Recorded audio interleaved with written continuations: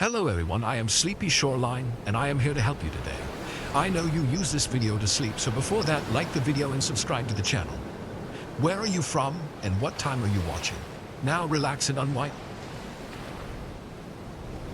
I was spending a couple weeks in Montana last year. I had a camper I was living out of, set up on the back of my truck, so I was usually parking on campgrounds or wherever there was public land. This was one of my last days, so I had to start heading back from the direction I came. Unfortunately, I had a bit of trouble with my truck that day, and it took most of the day to fix. So by the time the sun was setting, I'd barely made any progress on my drive. I got a coffee from a gas station and decided to go at least for 2 more hours, then find somewhere to camp out the night. Over the next little bit that I was driving, the road cleared up and was pretty much all to myself. I used an app to find the nearest place I could camp at, and I found a spot that was just off the road on public land. When I got to the turn, it was a thin dirt path that went about a quarter mile into the woods. At the end was a small grass circle surrounded by the woods and nothing else. It was vacant of any other campers. I parked on the end of the circle, facing the exit, then walked around to the camper and got in. I think it was probably 11 or 12 by then, and I was just about ready to fall asleep as soon as I laid down. Only a minute or so later, though, a beam of light shined through the edges of the privacy screen that I had on my windows. I sat up and lifted the corner just enough so I could see out the window. Someone else's headlights were coming down the path.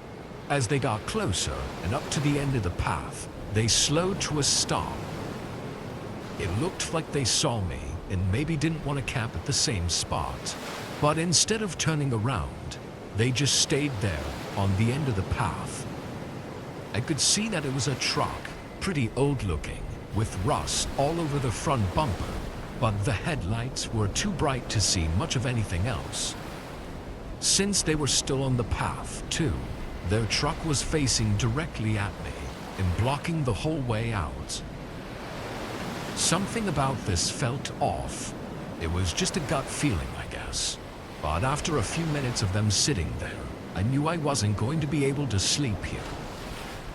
I folded up my bed and got up. Before I could leave the camper and get into my truck, though, one of their doors opened. I looked back out the window. They had turned their headlights off, and 2 men were standing outside in the dark. They began walking toward my camper, and I could only see the outline of something in their hands. I covered the window again and listened to their footsteps approaching. They were trying to be quiet, carefully walking around my truck, until they both suddenly stopped. It was like they suddenly knew somehow that I was awake. "Hey, can you help us? We're just in need of some directions. Can you open up?" I was terrified now, and from their voice, I think they were drunk or something, so I had no idea what they were capable of. I snuck a look out one of the windows and could see one of them right up against my truck, holding a type of crowbar, sledgehammer, or something similar. That confirmed their bad intentions, but I still had no way to leave without getting out of my camper and into my truck. One of them walked up to the door, scraping something against it and pressing into it, definitely trying to pop it open. I don't know why I was still trying to be quiet, as if they didn't know I was inside, but I put my legs against the door, trying to hold it in place. Then, completely out of nowhere, there was a gunshot. Not from the men, though. It was from farther out in the woods that were surrounding the area. Both men stopped for a moment, then sprinted back to their truck. Within 30 seconds, they were gone. I still had no idea what that was, but I knew if I was going to leave, now was my best chance. I fled from the camper and straight into the truck. I did a quick glance around as I started it off, but didn't see anyone in the woods that had fired their gun. I drove down the path and onto the main road, stopping an hour later at a relatively busy truck stop. What really happened back there is up for debate. Honestly, I think that by some miracle, a hunter or someone camping had been close by and saw what was happening, so they fired a warning shot to save me. Considering how remote I was, though, it's just so unlikely that I can't say for sure, but it's really the only thing I can think of. If not for it, though, my truck and camper would probably be anonymously listed on Craigslist right now, and I probably never would have been seen again.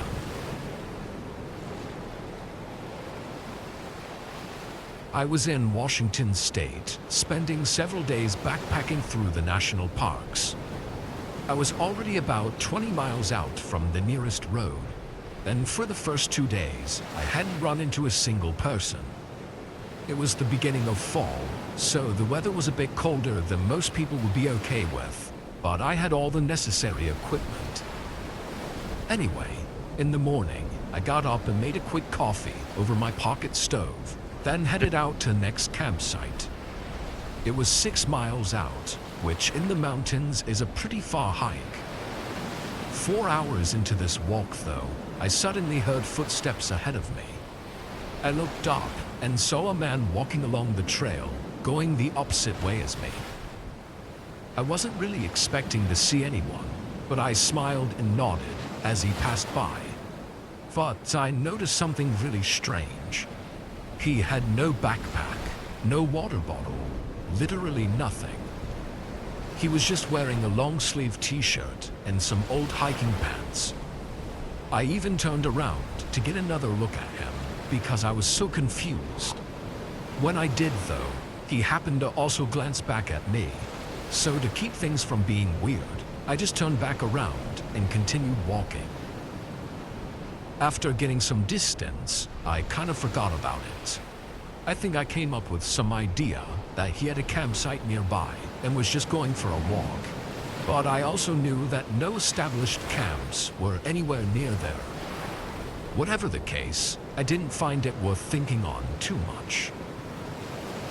The next several hours were difficult, but eventually I made it to my campsite. It was empty, with just one small spot for my tent to go on.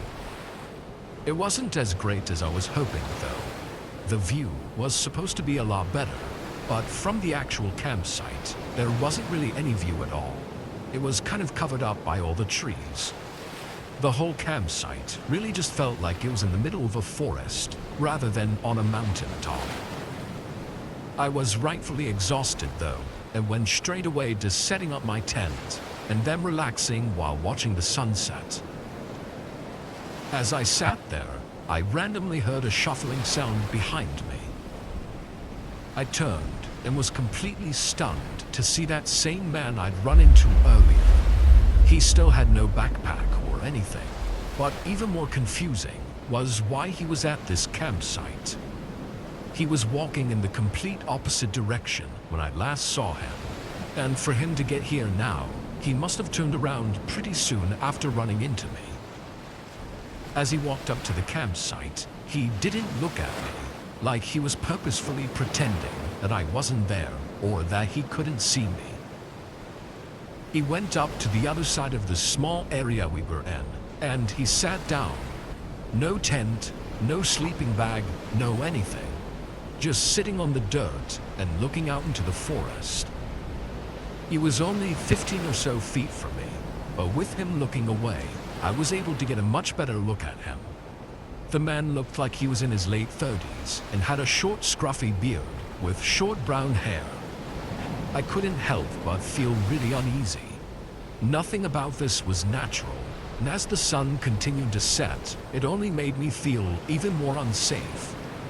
Who was this guy, and what the hell was he doing 25 miles out in the forest with no shelter or food or water? About 30 minutes passed, and he still didn't move.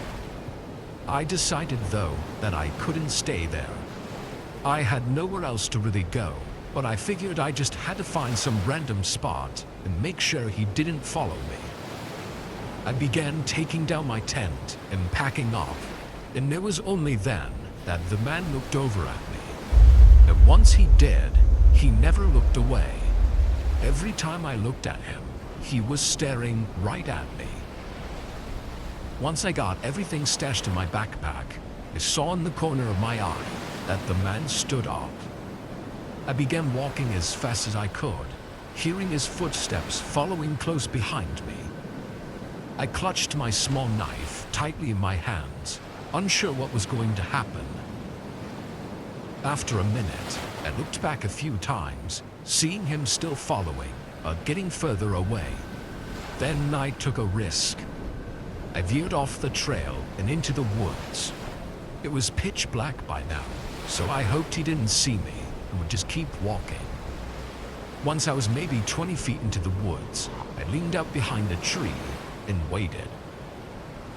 30 seconds later, his footsteps came down the trail, for just as he was about to pass by, he stopped. I watched his figure in the dark, looking around as if he knew I wasn't on the trail anymore. Then he started yelling. He was trying to sound friendly, too, which made it even more disturbing.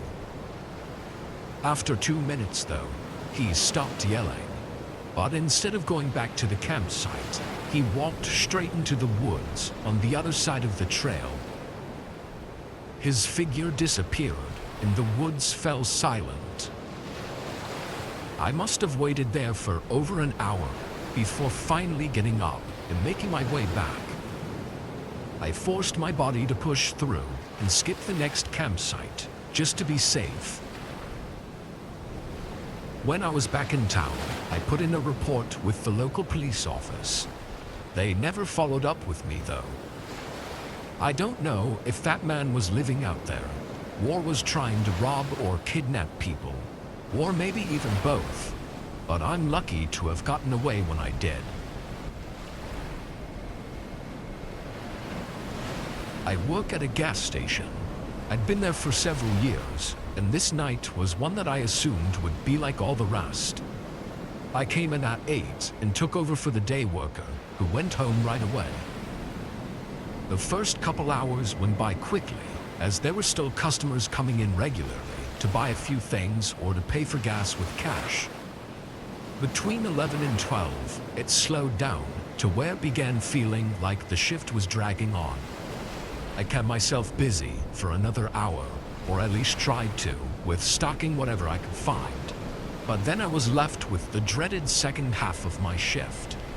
It was always slow, boring, and just not enjoyable. Around 1, though, a car pulled in and parked in the spaces by the entrance door. A few other cars had come through recently, but just to get gas real quick. Very rarely would someone actually park in the spots and come into the store this late into the night.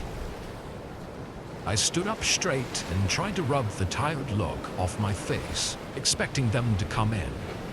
A couple minutes went by, though, and they didn't. I leaned over the counter and looked out the glass door, but couldn't really see anything. The reflections on the door were blocking any way for me to see inside their car. Maybe they were just taking a break from a long drive. I didn't bother caring too much about it. I sat back and pulled on my phone. I spaced out, reading through random articles and whatnot for probably 20 or so minutes.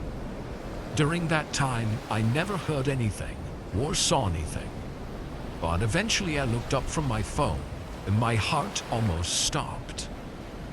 There was a guy inside the store, standing in one of the aisles and looking right at me. His eyes darted away as soon as I saw him. This guy looked like he was mid-40, with a dark jacket on and a scruffy beard. I never saw or heard him enter, so how the hell did he get in? While my mind was racing, I just watched as the man kept walking around, glancing over at me a few times to see if I was looking, like he was planning to do something as soon as I looked away. Then after just 30 seconds, he suddenly hurried toward the front door and ran outside.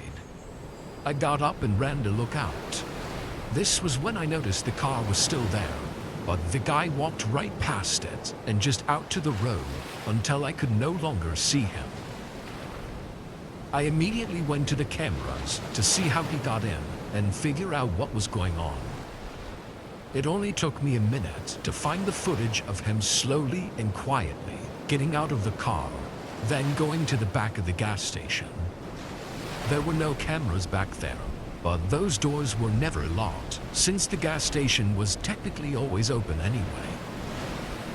What's really odd is that there were 15 minutes between the time he went around to the back to the time he walked out onto the sales floor. Police came to help me investigate, ultimately finding the car he left to have been a stolen vehicle from months ago. They didn't know anything about the guy or his motives. Sneaking around though, he clearly had something else intended for that night, and I think I was really lucky that for one reason or another, he decided not to go through with it.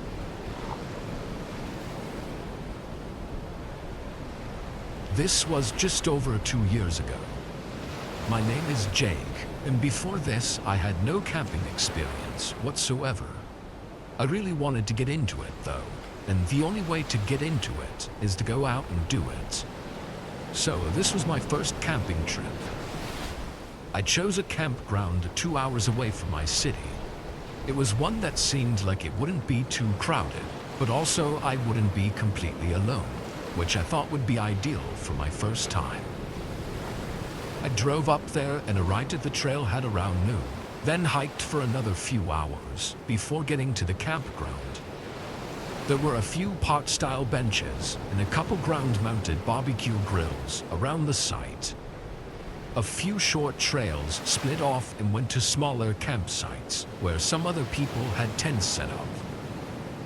I went down one of these trails and put my things down, then spent the next hour getting my tent set up correctly and making sure everything was working properly.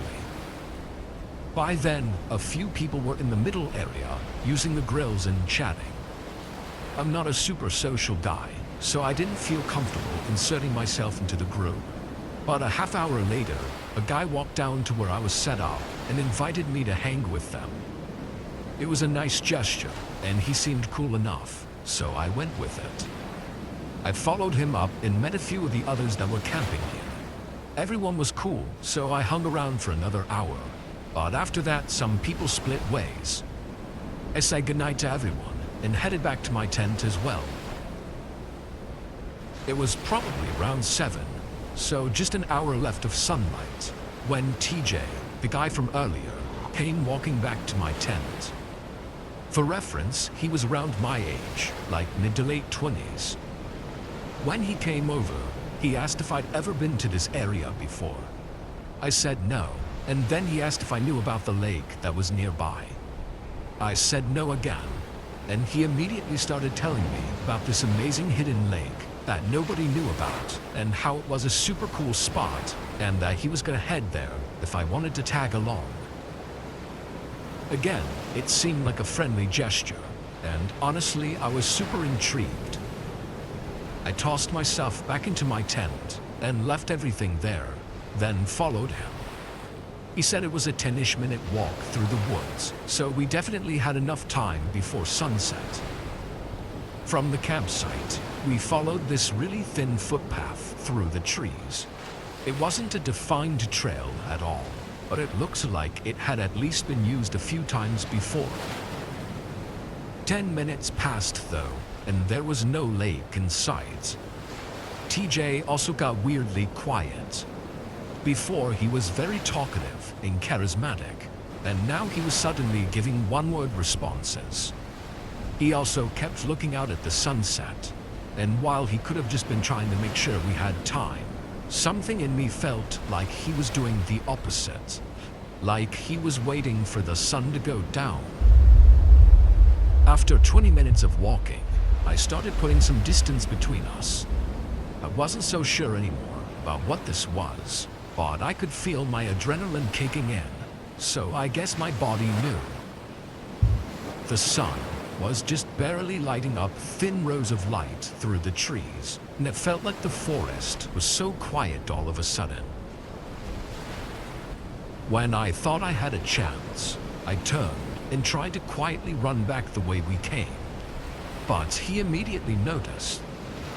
He called out once in a nicer tone, as if still in character as my friend, but then he quickly turned to frustrated yelling as I could hear him sprinting behind me. There was probably an entire minute of him yelling and chasing me through the woods before I could hear his steps slowing down. Then I heard a loud metallic thump right behind me. I looked back for a split second, seeing what looked like a knife ricocheting off a tree a few feet from me. I guess it was his last-ditch effort to stop me. After that, I lost him. I got back to the others and tried to tell them what happened, and one of them called the police for me. TJ, or whoever he was, never came back. In fact, everyone said he was already at the campsite when they got there, and after a bit of looking, he didn't even have a tent anywhere. He probably targeted me though, because I was alone, and he knew I hadn't had much hiking or camping experience. Thankfully, I didn't have to find out what he had intended for that night though, because if I had, I probably wouldn't be here.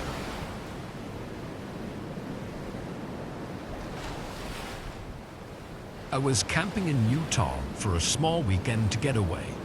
It really was nothing special. I'd hiked up to a small lake, was only going to stay overnight. When I got there, it was more crowded than I was hoping for. I mean, there were two groups near the beach, so it wasn't flooding with people or anything, but it definitely wasn't quiet either. Around 5 though, both groups started packing up, and within the hour they left the area. With only an hour left of sunlight and having the beach to myself, I quickly changed into my swimsuit and jumped into the lake. I was only in there for like 10 minutes, not too long at all, when I looked back at the campsite. The woods were calm and the sun was setting over the trees, but past the beach and a little ways into the forest, a person was watching me. They were too far for me to see much, but it was definitely a man, and they were definitely looking at me. As soon as I caught them looking, they turned their head and walked further into the trees. It was too creepy for me not to get a little shaken up. Was it just a guy from one of the groups that maybe forgot something?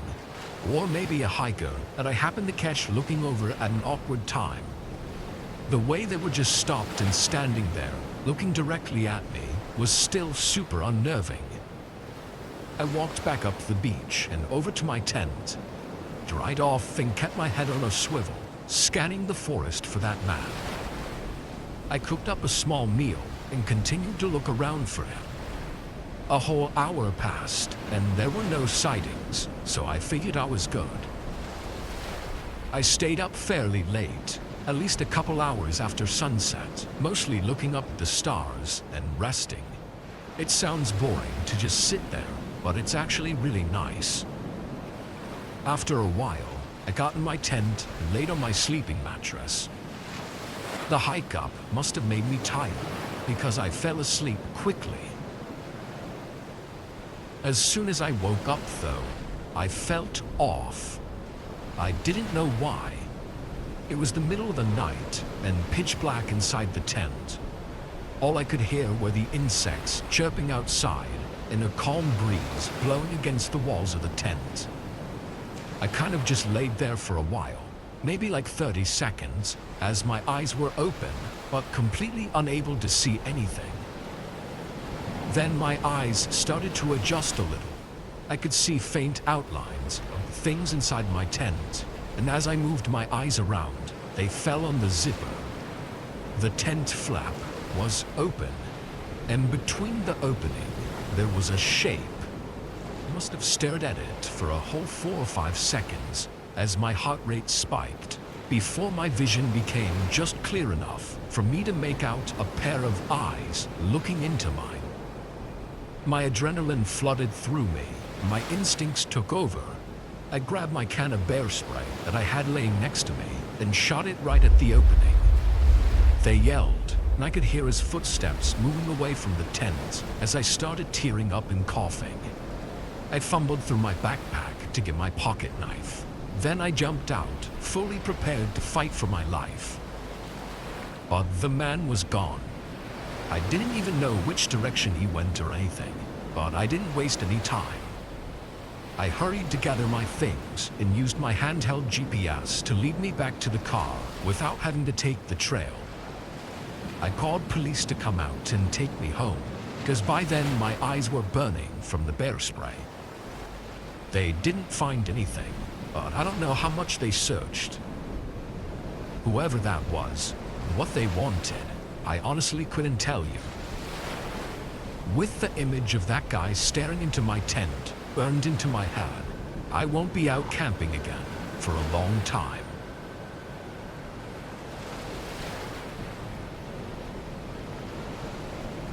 This was a long time ago, when I was 13. It was summer. I spent pretty much all day playing on my PS3 or watching whatever was on TV. Sometimes I'd go outside or hang with some friends, but it was raining this day, so I was hunkered down inside. My dad always worked until 10, and my mom was a nurse, so her schedule was all over the place. Most of this day, I was playing on the PS3, but around 7-ish, I went to the kitchen to make food. While I was in there, a knock came at the front door. I didn't really want to answer, and as a kid, I was always nervous when someone was at the door. So I waited a minute and tried to just be quiet until they left. After they knocked several more times though, I snuck over to the door and looked out the peephole to see if maybe it was a neighbor or someone else I knew. I was really confused though, and kind of alarmed to see a police officer. He was standing on our porch, looking around and waiting for me to answer, and now I felt like I had to. I opened the door. It was still cold and rainy outside, and the officer was drenched. Being a kid, my eyes were immediately drawn toward the gun on his hip, and overall, I just felt scared, or like I was in trouble.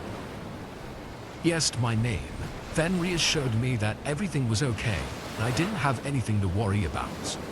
He then smiled, as if trying to keep me calm, but his teeth were noticeably rotting and yellow, which then got me to notice how overall unkempt he looked. Like usually cops were well put together, so this was really off-putting. He definitely noticed my hesitation though, because he tried to speed up the conversation, saying he needed to search the home. I was terrified and confused, but I knew something was wrong. And that's when I noticed that there was no police car by my house. Especially with it raining, all these red flags piled up, and just as he was starting to step forward, I'd slammed the door and locked it. He didn't even try to say anything else. He immediately slammed something against the door, hard enough to shake the entire door and push me back a little. Thinking the door would give out, I ran to the home phone and dialed 911. I was freaking out so much, I'm surprised the operator even understood a word I said. The guy outside didn't give up the whole time though, and was even there still, banging on the door when the actual police showed up. I heard him trying to convince them he was a real cop, but obviously that didn't go well. He was taken in, and initially my parents didn't tell me much about the charges, probably for my own safety. But a few years later, they told me that during the interrogation, the man admitted to attempting to kidnap me.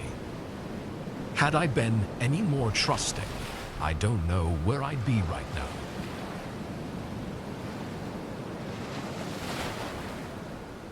I used to work for Domino's quite some years ago when I was 18. One night I was out making deliveries and I had finally stumbled to the last house of the night. I was ready to get the night over with as it was getting late and I had school the next morning. The house was only a few miles from town and maybe 6 or 7 miles from the Domino's that I worked at. But the property I was delivering to and the atmosphere around the area made me feel like I was in the boonies. When I pulled into the driveway, right away, I felt a shiver fly up my spine. I got this fork-like feeling in my chest too. I just remember feeling very unpleasant. The driveway was a very long and narrow gravel driveway that stretched for probably a quarter mile. It looked like nothing short of a black hole from the end of the driveway before I pulled in. There were tons and tons of trees on both sides of the driveway, and the tree line on each side sat no more than 5 feet from the driveway, making it all the more eerie and dark. I sat at the end of the driveway for a brief moment as I was trying to get myself in check, because if I'm being honest, it was downright creepy and I was spooked. It didn't help that it was almost 10 o'clock at night and I kept hearing something before me in the trees. I realized that it was probably just some sort of animal, but still, it was an uncomfortable situation to be in for me. I remember hearing an owl whistling as well. It's hard to explain the way I felt. I just had such a bad feeling about the whole situation that lied ahead of me. But I had to deliver the pizza. There is no question about it. If I went back to my boss with the pizza and he found out that I didn't deliver it because I was scared, there is no doubt in my mind that he would have fired me. So I reminded myself that I was just overthinking and that everything was going to be okay. Now all I had to do was drop the pizza off on the porch, as the customer already paid for it online, along with the tip. As I crept my way down the driveway and I got closer to the house, I saw a man sitting on the front porch smoking a cigarette. The only light I could see that was coming from the house was the outside porch light, and the man was sitting directly under it. He hit his cigarette one last time and started walking over to me. As I was gathering his food and drinks, he had already made it to my car by the time I stepped out. "Hello, sir, how are you?" "I got here as quick as I could," I said. Then the man stared at me for what felt like way longer than he did, with a very irritated look on his face. He asked me why I was sitting at the end of his driveway for 5 minutes, and I sort of shrugged over my words as he caught me off guard. At this point, he was standing directly in front of me and he ripped the pizza from my hands. Then he started complaining about how the pizza was cold. I was confused on how he knew I was sitting at the end of the driveway for a few minutes, as there is no way he could have saw me from the porch. Thinking about it now, I suppose he could have heard me. Or maybe he had cameras that surveillance his property. But in the moment, I was thinking on my feet, and I didn't want to upset the customer further. I just really wanted to get out of there. So I told him that I had no clue what he was talking about. The look on his face became even more distraught when I said that, and he told me that he hates liars. Then I noticed someone who came from the inside the house that was walking in our direction. And then 2 others who were walking from the back side of the house towards us as well. My adrenaline amps up to 1,000, and at this point, it was either fight or flight. I knew for a fact that something bad was going to happen if I didn't get out of there. I sat the rest of the food down along with the 2-liter that he ordered, and I ran to the driver's side door so I could speed away and get the hell out of there. But as soon as I opened the car door, one of the guys grabbed my head and smashed it on the car window, and I fell to the ground. Then the man made me hand my wallet and phone over. They told me to get out of here and that if I told anybody, like the police, about what happened, that they would come for me and my family. They had my ID, so they knew where I lived, and that's just not something I wanted to risk. Luckily, I only had about $70 in my wallet. The rest of my money was in my bank account, so as soon as I got home, I asked to borrow my girlfriend's phone. I called the 24/7 hotline number to cancel all of my cards and report them stolen. That way they wouldn't be able to have access to my money. I got a new ID and everything was okay. For anyone reading this that does any sort of delivery driving at night especially, please stay safe out there. Listen to your gut no matter what. It might just save your life. It was a cold and windy night, and I was out working. I used to work as a pizza delivery driver part-time when I first got out of school. I needed money really bad, and delivering pizza was a relatively easy thing to do. And at the time, I was actually quite happy with the amount of money I was getting. It wasn't much, but it was more than enough at the time, as I still lived with my parents, and the only thing I had to pay for was my phone bill. Anyways, it was getting late, and this was probably going to be my last delivery of the night, depending on how fast I could get it done, that is. When I arrived at the house, I walked up to the front steps and I knocked on the door. There was nothing unusual going on just yet. They had the main door wide open, with the screen door cracked open as well. I waited for about a solid minute and I politely knocked again. This time though, a little bit louder. I wanted to be sure that they heard me this time. I heard music playing in the background, so I was thinking that they probably just didn't hear me.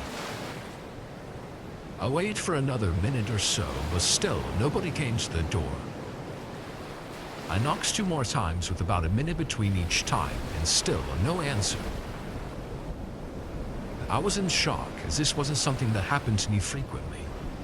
Usually when I arrived to the house and I knocked on the door, the customer would be there in less than a minute.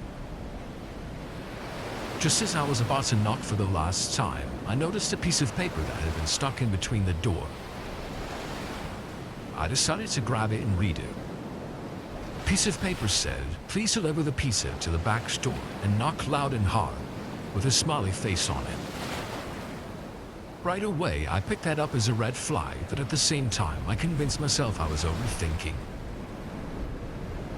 I almost just left the pizza on the front porch, but I didn't want them calling and complaining to the store about it being cold when they finally found the pizza. What the hell, I'll just do it.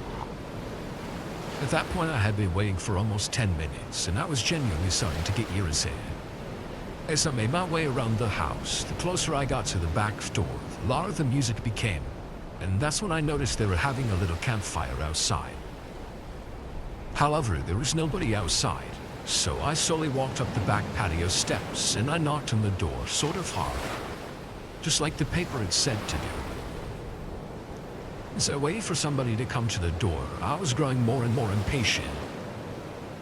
I was just about to say screw it and just leave the pizza on the deck and get the hell out of there. Out of nowhere, I heard a loud noise in the house, and briefly after that, I heard screaming from both a woman and a man. It sounded like they were getting into it with each other pretty bad, and I wasn't sure what to do. I waited for a few minutes, and the screaming continued. It was only getting worse as time went on, and I was really starting to get concerned. It really seemed like someone was getting hurt in there. More than likely, the man was physically assaulting the woman. And that's what it sounded like to me.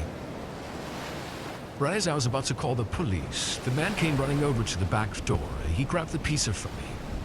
And he also apologized to me and said that he was sorry for the wait.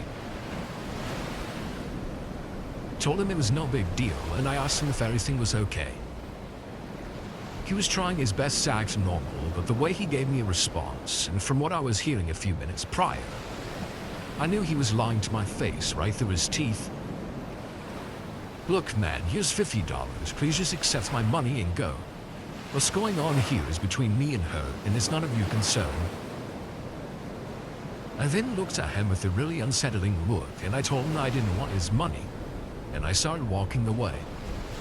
Already knowing that in the back of my head, I was going to call the police when I got in my car.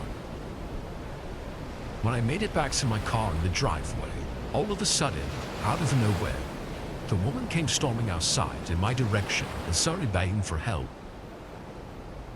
She had been beaten so horribly you would not believe it. All of her eyes were so swelled up that you could barely even see her left eye at all.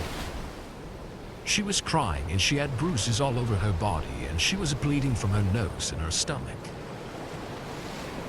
She told me that he had sliced her stomach with a knife and that he threatened her with a gun. She said she managed to get away from him by hitting him in the head with a hammer.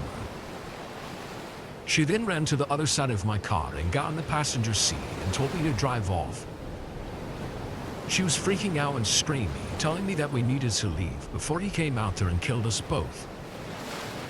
She was literally begging and screaming that I helped her get out of there. So we drove off and she called the police using my phone.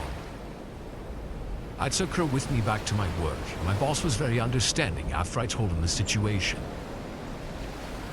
I ended up quitting the very next day though, as it was just too much for me to cope with. I thought that I was better off looking for a different job, something that would be safer, you know. The woman who I rescued, Angela, called the police with my phone as soon as she got in the car, like I said.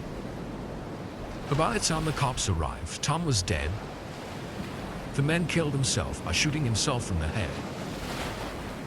Tom had been abusing Angela for years, and she had no way of escaping it. She didn't have a phone or any friends in the area, and he had been keeping complete control over her for the past 2 years. Apparently she was pregnant, and Tom didn't want to be a father yet, and that's what started the argument in the first place. He most definitely tried to kill the baby, but to no avail. Angela and I now are good friends, and we have each other on Facebook. I reached out to her recently to ask her how things were going, and she said she couldn't be happier and that she's in a new relationship with someone that truly loves her and cares for her. She even sent me some pictures of her and her daughter, and they seem to be in a much better spot now, which makes me happy.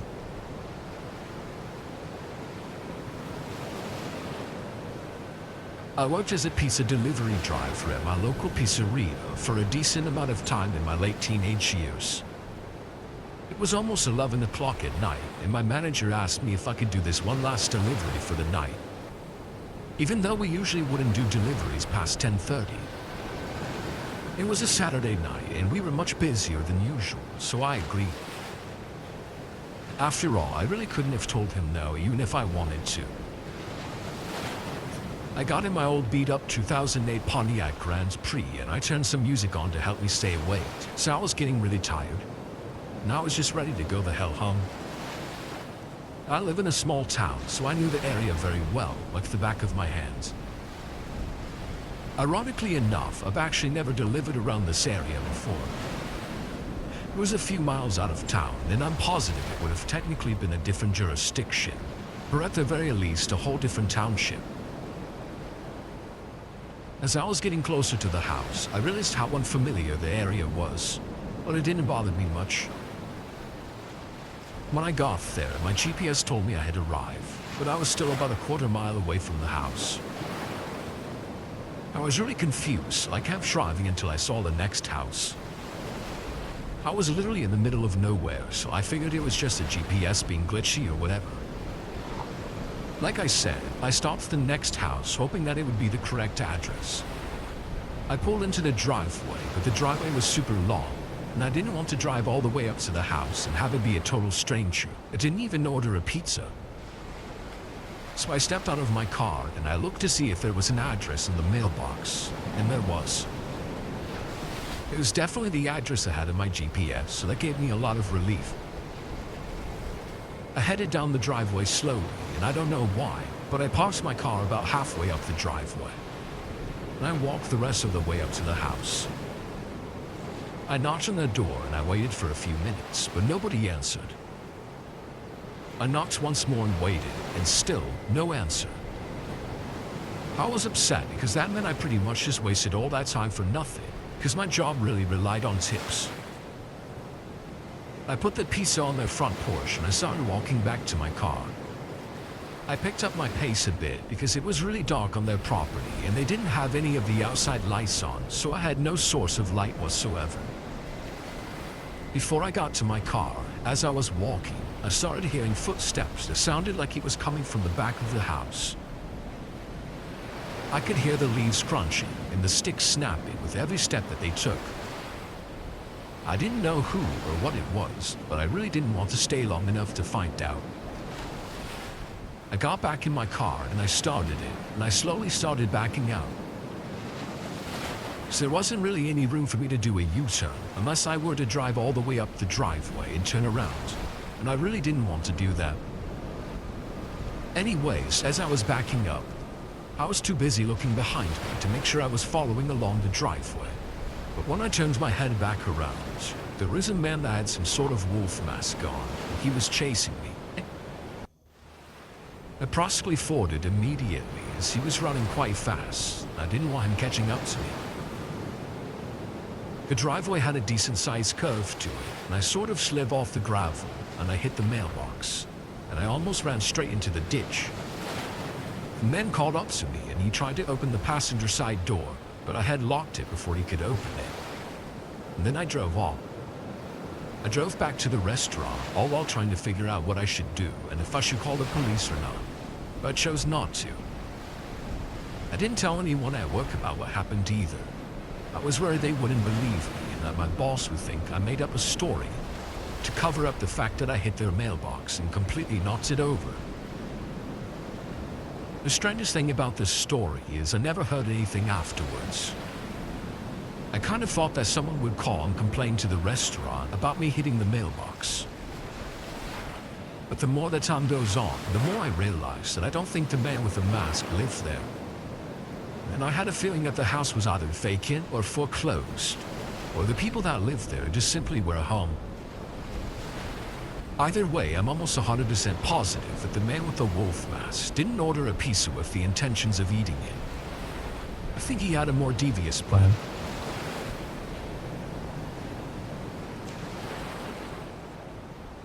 I'm a truck driver, and I work for a company that finds me deliveries to do. They schedule everything with all the other companies, and I just pick up and deliver whatever and whenever I'm told. It can get pretty stressful sometimes when I get booked for a lot of shorter deliveries back to back, but this one was a long cross-country delivery, so I was looking forward to just driving and not worrying too much about anything else. I was heading from the West Coast to the East Coast and was on my second full day. I was planning on driving from 12 p.m. to 12 a.m. I'm not too picky on where I sleep. I usually just pull off at the nearest truck stop, so there was no need to plan exactly what town to pull off in. Around 9 p.m., I made my last stop for the night at a small gas station. I filled up the tank and got some off-brand caffeinated drink to try out, then got back in the truck and pulled out. Now I just had 3 more hours to go, and with the roads being a lot more clear, it shouldn't be too bad. I turned on some country music and just stared at the road, mostly spacing out or thinking about whatever came to mind. Then, I want to say it was around 11 p.m., a sudden scratchy noise startled me out of my head. It was the radio. I had it on the same channel as other truckers, which we often use to chat while driving, though usually that's only during the day. I can't remember the last time someone was talking through it at night. I looked in my mirrors and didn't see any nearby trucks, and there was nobody in front of me either. Before I could grab the walkie though, the scratchy noise came back, and there was a quick instant where I could hear a voice. It was only a split second, but it sounded like they were either saying hello or help before it cut out again. There's obviously a big difference between the two, so I quickly grabbed the radio and asked if someone needed something. I waited for a while, holding the radio and listening to the soft buzzing noise coming from it. There was something unnerving building up inside of me as I continued to wait and still got no response. But then my headlights lit up something on the road ahead. I slowed down, and once I saw that it wasn't moving, I pulled off to the side and stopped. There was a semi-truck parked right in the middle of this one-lane highway. I knew this had to be the one I heard through the radio, as there were no other trucks out here. The way it was dangerously parked on the road was concerning, and I knew something was wrong. I thought maybe they had a sudden heart attack or stroke or something. I don't know. It sounds kind of crazy, but that would have explained the sudden stop and call for help. I stepped out and started walking up to it. The whole road was quiet, with only the sound of the grass rustling in the wind from the endless fields on either side of the highway. I called out a few times as I hurried up, but never got a response. Then I got up to the door, which was open, and looked inside. My heart sank, and I could feel the fear creeping up inside of me. No one was in the truck. There was a jacket slung over the passenger seat and a half-empty coffee cup in one of the cup holders, and the radio was dangling from the ceiling, but no signs of anything having happened. It was like the driver just vanished. I quickly stepped back down onto the road and looked in all directions. The sound of the grass swaying in the wind suddenly became extremely eerie. My heart was pounding, and I made the decision to not risk staying past my welcome. I hurried back to my truck and drove off, notifying the police as I did. They found the truck still there, parked in the middle of the road, and still no sign of the driver anywhere. After investigating, they figured out who was driving it and reported him as missing. They also found evidence of 3 other vehicles having been parked in the grass right by the spot the semi was at, though obviously I never saw them. There was no way to know exactly why they were there. The search was pretty extensive for the missing driver, but they never found even a clue as to where he is, so it's very unlikely he'll ever be seen again. But whatever happened to that other trucker very well could have been me, had I been the first to arrive at that area. Since then, I've been hyper aware of any sketchy situations and hope to never be involved in something like that again.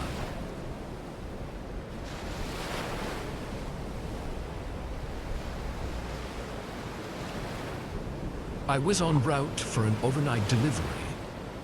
Where I was driving, it was mostly empty roads. The only other people that were on the roads at this time of night were other delivery drivers. The night was going well though, nothing interesting for the first several hours. Around 2 a.m., I stopped at a truck station to fill up and use the restroom, as the next little bit was going to be a long stretch through dense forest roads with very few places to stop at, if any. As I was driving along, and just about an hour or so after my last stop, I randomly saw something ahead. I only had a few seconds to get a good look before passing by, but there was a person standing on the side of the road. Again, if I wasn't already clear, there was absolutely nothing but dense, unpopulated forest with no other roads or anything. So seeing a person standing out here without a car anywhere in sight was really strange. In the few seconds I looked at them though, they never waved at me, or yelled for help, or tried to get my attention in any way.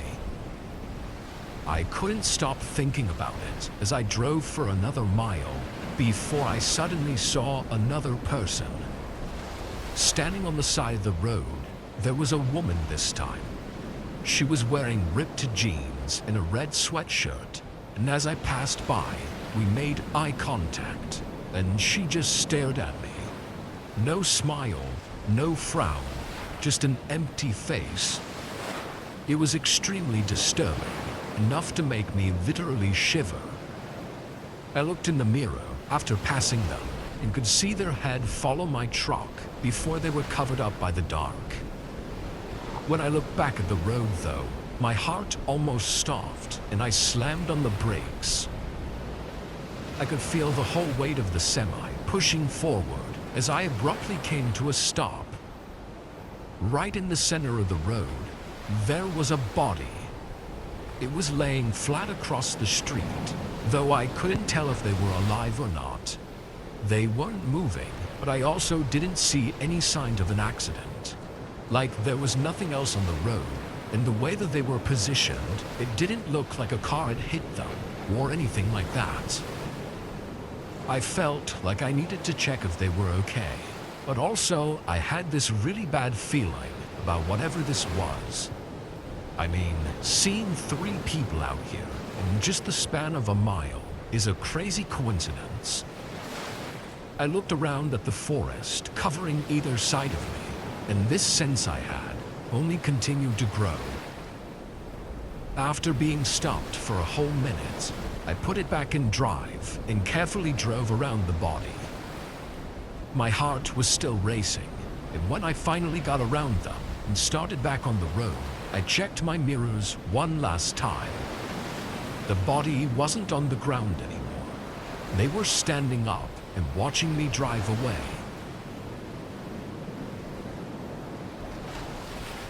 My eyes were peeled for the rest of that drive, as I was genuinely terrified. I didn't see any more people along the road though. I think that it was a setup of some kind. They were probably trying to get me to stop and check on them, but clearly they weren't dead or injured, so what they would have done, I really don't know. Seeing those other people before though, there's no saying how many others could have been around, or even literally sitting in the forest right next to me, just waiting for me to get out of my truck. Even just rethinking about that night still creeps me out. I was driving from Omaha, Nebraska to Fargo, North Dakota. It's actually a regular route for me that I do a couple times a month. Personally, I love it. The whole drive is through flat farmland that's super easy to drive through, and there's barely any traffic to deal with.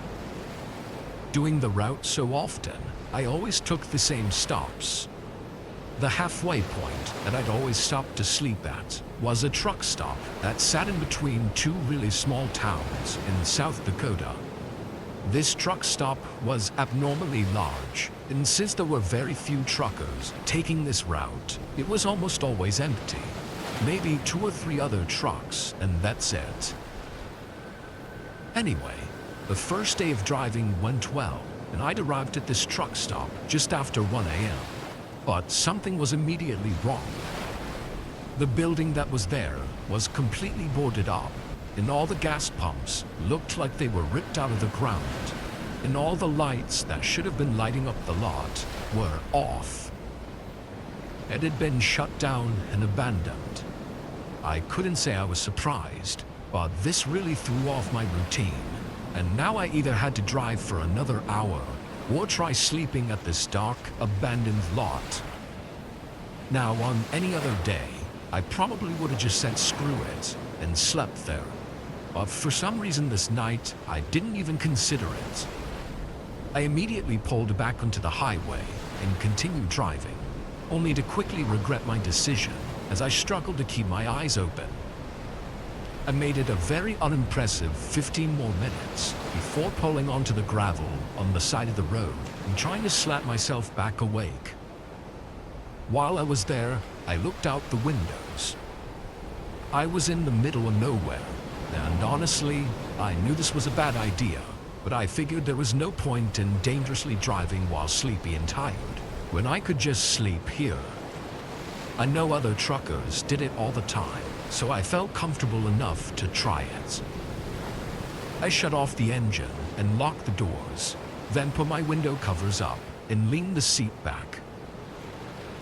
Maybe I underestimated how comfortable I was, because my body just wouldn't allow me to fall asleep. I laid there for probably 20 minutes, just waiting to drift off. And that's when I heard something. It was a small squeak, like from an old car braking somewhere behind my trailer. I leaned forward and turned my head to listen. Very faintly, there was the sound of a car's engine humming. I was really confused, but hoped that it was just a police car checking up on me. I took down the window shade and looked at the side mirror. I couldn't tell exactly what kind of car it was, but it definitely wasn't a cop car. I only had a few seconds to think through things before I heard someone call out. They just said hey, but it terrified me. thinking I had to leave, I turned the truck on. These things aren't exactly fast to start up, and as soon as they heard the engine start going, I could hear their footsteps start sprinting. They got right up to the passenger door and started aggressively pulling on the handle. Just as I started moving, they jumped up and held on to the door as they stared at me through the window. This guy looked like he was early 40s, with a long, bushy white and brown beard, and had a dark hoodie over his head. He banged on the window as I continued to pull onto the highway, and right when I started to gain some speed, he shattered the window. My eyes shot over at the broken glass, but outside the door, the man was gone. In the mirror, I saw him rolling on the road, either from jumping off or losing his grip. I continued picking up my speed until I could no longer see him or his car. Thankfully, he didn't seem to try to chase me. I called the cops, but they were so far away that by the time they got there, it had already been 35 minutes, and the only thing left at the scene were the shards of glass on the road. Had that guy been a few seconds earlier to breaking the window, he probably would have had enough time to reach in and open the door, and I can only imagine what would have happened next. Here's a lesson to everyone to leave as soon as you feel something is wrong, because every second could be the difference between getting away or never getting away.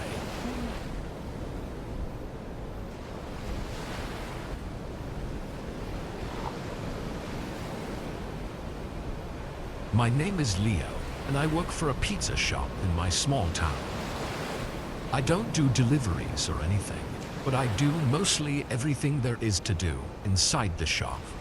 I make pizzas, organize the stations, clean, and get all the closing tasks done every night before I leave. My interactions with customers is usually pretty minimal, since we have a few high school kids to take orders and everything. But they're only scheduled until 11 on weekdays. The shop closes at 12:30, so any orders or customers that come in after that, I have to take care of. This was a regular Monday shift. Everything went smoothly for the most part, and at 11 my coworker left, so it was just me to close up. It's usually really slow, so I started the cleanup process. About a half hour before closing, a call came in. Praying it wasn't for a last-minute order, I picked up the phone. I said my generic "thanks for calling, how can I help you" line. And right after I finished, there was a quiet pause. Then they hung up. I put the phone down and said a few choice words, thinking it was a prank call from a couple immature kids. I went back to the kitchen where I was cleaning, but not even 30 seconds later, I heard the bell ring by the door. The timing was annoying, but I put everything back down and walked back to the front. A guy was now standing at the counter. He had a heavy coat on and a black beanie over his shaggy hair. His eyes were what really put me off, though. He had dark circles and bags, like he hadn't slept in days, yet his eyes were wide open.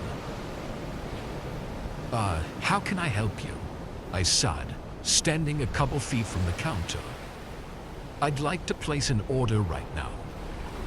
The way he said it was odd, and it very obviously told me that something was wrong with him.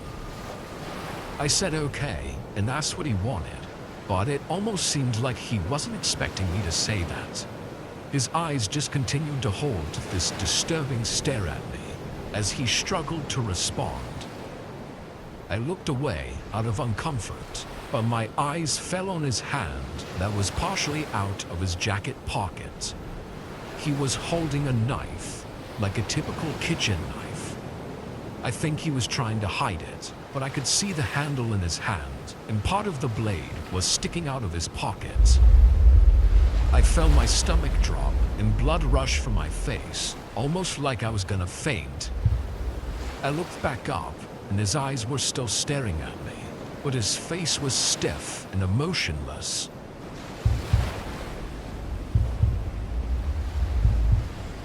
The sound of the door opening made both of us jump, and both of us looked over. It was some other random customer walking into the shop, and they immediately seemed to realize something was wrong. They stopped in place, stumbling over a few words, before the guy by the register suddenly walked past him and out the door. I used the phone to call 911 and tried to explain to the other customer what had happened. We also watched out the window as the guy got into his car and sped out of the parking lot. That was the last we saw of him, though. What I think happened was he parked outside the shop and watched in the window as he called us.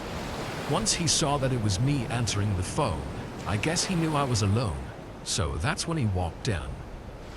If not for the random customer walking inside in that moment, I don't know what would have happened. He was clearly insane and armed with a kitchen knife, so it couldn't have been good. Since then, I still haven't seen him come back, and I really hope I never do.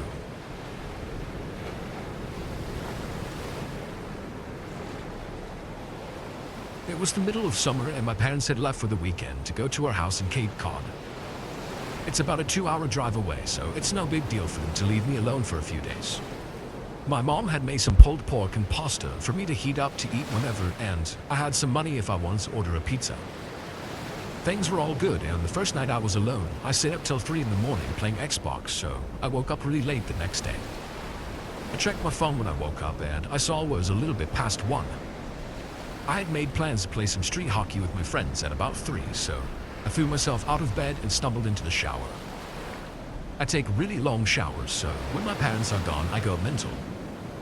I was in there for about 45 minutes on my phone, scrolling through Reddit and Twitter and whatnot, when I heard one of the doors open. The bathroom is directly up the stairs from the back door, and the door is pretty loud when it opens and closes. Same with the front door. I immediately froze, since obviously I was supposed to be alone. I waited for about 2 minutes, trying to hear anything else. I figured it was just the wind, or maybe my parents were home early, so I turned off the shower, wrapped my towel around myself, and slowly walked down the stairs to check it out. Even though my house is old as shit, and each step on the stairs makes a super loud creak, I still took my time and tried to be as quiet as possible. It probably took 45 seconds walking down all 12 of those stairs. So when I get to the second to last stair, right before I could see around the corner into the kitchen, I take a little breath to compose myself. In my mind, I knew I was probably being stupid and dramatic. There obviously wasn't anything in the kitchen. There's no way I wouldn't have heard another noise, and there's no reason for them to still be in the kitchen, even if there were burglars or something in the house. After sort of mentally chastening myself for being such a wuss, I sort of chuckled to myself for being so stupid. I just normally walk the last 2 stairs and turn the corner into the kitchen. Standing about 2 feet away from me in the middle of my kitchen is a man staring straight at me perfectly still, with a massive smile across his face. The thing I remember most vividly wasn't his face or his smile, but his arms. They weren't just at his side. He held them in the most strange, abnormal position I've ever seen. They were where one would normally hold their arms, but he had rotated them to the point to where they were almost completely reversed, as well as lifting them up and a little bit behind himself. It's hard to explain what I mean. I don't know why I remember this so much, but it's just the most demonic, abnormal position I've ever seen. Honest to God, I think I almost had a heart attack right there. Looking back, I can realize how creepy the situation was, but in the moment I just took a step towards him and I punched him as hard as I could in the jaw, sort of half slapping and pushing him towards the ground. The second I connected, I beelined it up the stairs, dropping my towel in the kitchen with my heart beating out of control. I sprinted into my room and I locked the door behind me. I quickly put up a chair against the doorknob. Almost without thinking, I also immediately called 911 and, nearly in tears, I told the operator what happened. As I sat on the floor of my room, in practically the fetal position, staring at the door, praying that a cop would be here as soon as possible, I noticed the light coming from the gap between my door had stopped. The guy was standing outside of my door. There's no words to describe the feeling I had. I was paralyzed with fear, watching a shadow across the bottom of the door shift in different ways. I stayed balled up, staring at the gap, praying the man would go away for what seemed like an hour. All the while, the 911 operator was asking, "Hello, sir. Sir, are you there? Hello." I didn't want to make a noise, and even if I wanted to move my arms to bring the phone to my mouth, I don't think I could have. Eventually, the light returned to the gap and I heard the faintest of footsteps, slowly creaking the wooden floorboards as he walks down the hall. It was silent for minutes as I just sat there curled up, unable to even speak. I heard banging on the front door and the sound of 2 officers entering my house.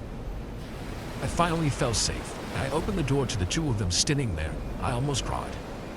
Nowadays, my parents don't leave me home alone anymore, thank God, and I check every lock in the house before going to bed. I still get nightmares occasionally, and my heart starts racing whenever I see someone standing still, but I'm doing all right.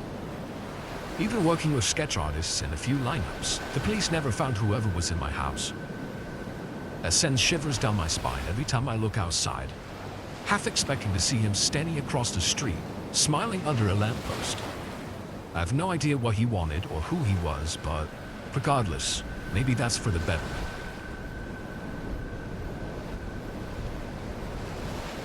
So I've had quite a few bad experiences with strange people in my house. From when I was young, an old man would come banging on our door late at night, demanding to see me, causing me to have to hide in the house. Or once when a man came knocking on our door late at night with a knife, because he mistook our house for my neighbor's. These experiences all caused me to be very cautious about opening the front door to anyone, or even being in the house alone, especially at night. But one evening was definitely the worst. It was around 6 p.m. in November of 2018. I'm from England, meaning it was already pitch black outside at this time of the year. I had just got home from work and I was sitting in my room upstairs, just watching YouTube on my laptop. My mom shouted up to me that she was just going to pick my brother up from work and would be stopping off at the gas station on the way back. So she would be gone for a little bit, and asked if I wanted to come. I said no and I carried on with my video. I heard her close the front door and pull out of the driveway. I was 17 at the time, so being home alone at night was nothing new to me and I was used to the eerie feeling of it. But after around 10 minutes, I started hearing noises coming from downstairs. At first I thought nothing of it and I just related it to my cat, noisily searching for food in an empty bowl. Until I remembered him sitting at the end of my bed. I paused my video and I listened more at the sound of the banging on my back door. This instantly creeped me out, till it was followed by the sound of keys dangling, and I just thought, oh, my mom must have dropped my brother off before going to the station, and he's just trying to go outside. So I let the noise continue as I kept watching my video. It can get quite angry at times. The loud banging was nothing out of the ordinary, but it just kept carrying on.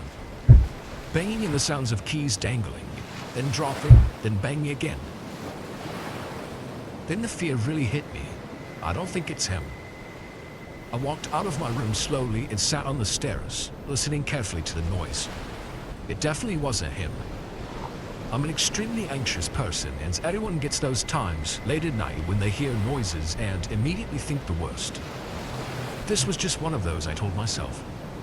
So I decided to bite the bullet and just walk straight into the kitchen and face whatever it was that was causing the noise. Our kitchen has the door facing straight to the garden. But as I turned the corner into the kitchen, I heard a loud bang and clatter of footsteps run away. The cat flap had been ripped off the door and there was plastic from it everywhere. In fear, I still tried to console myself into thinking it could have been anything other than people breaking in.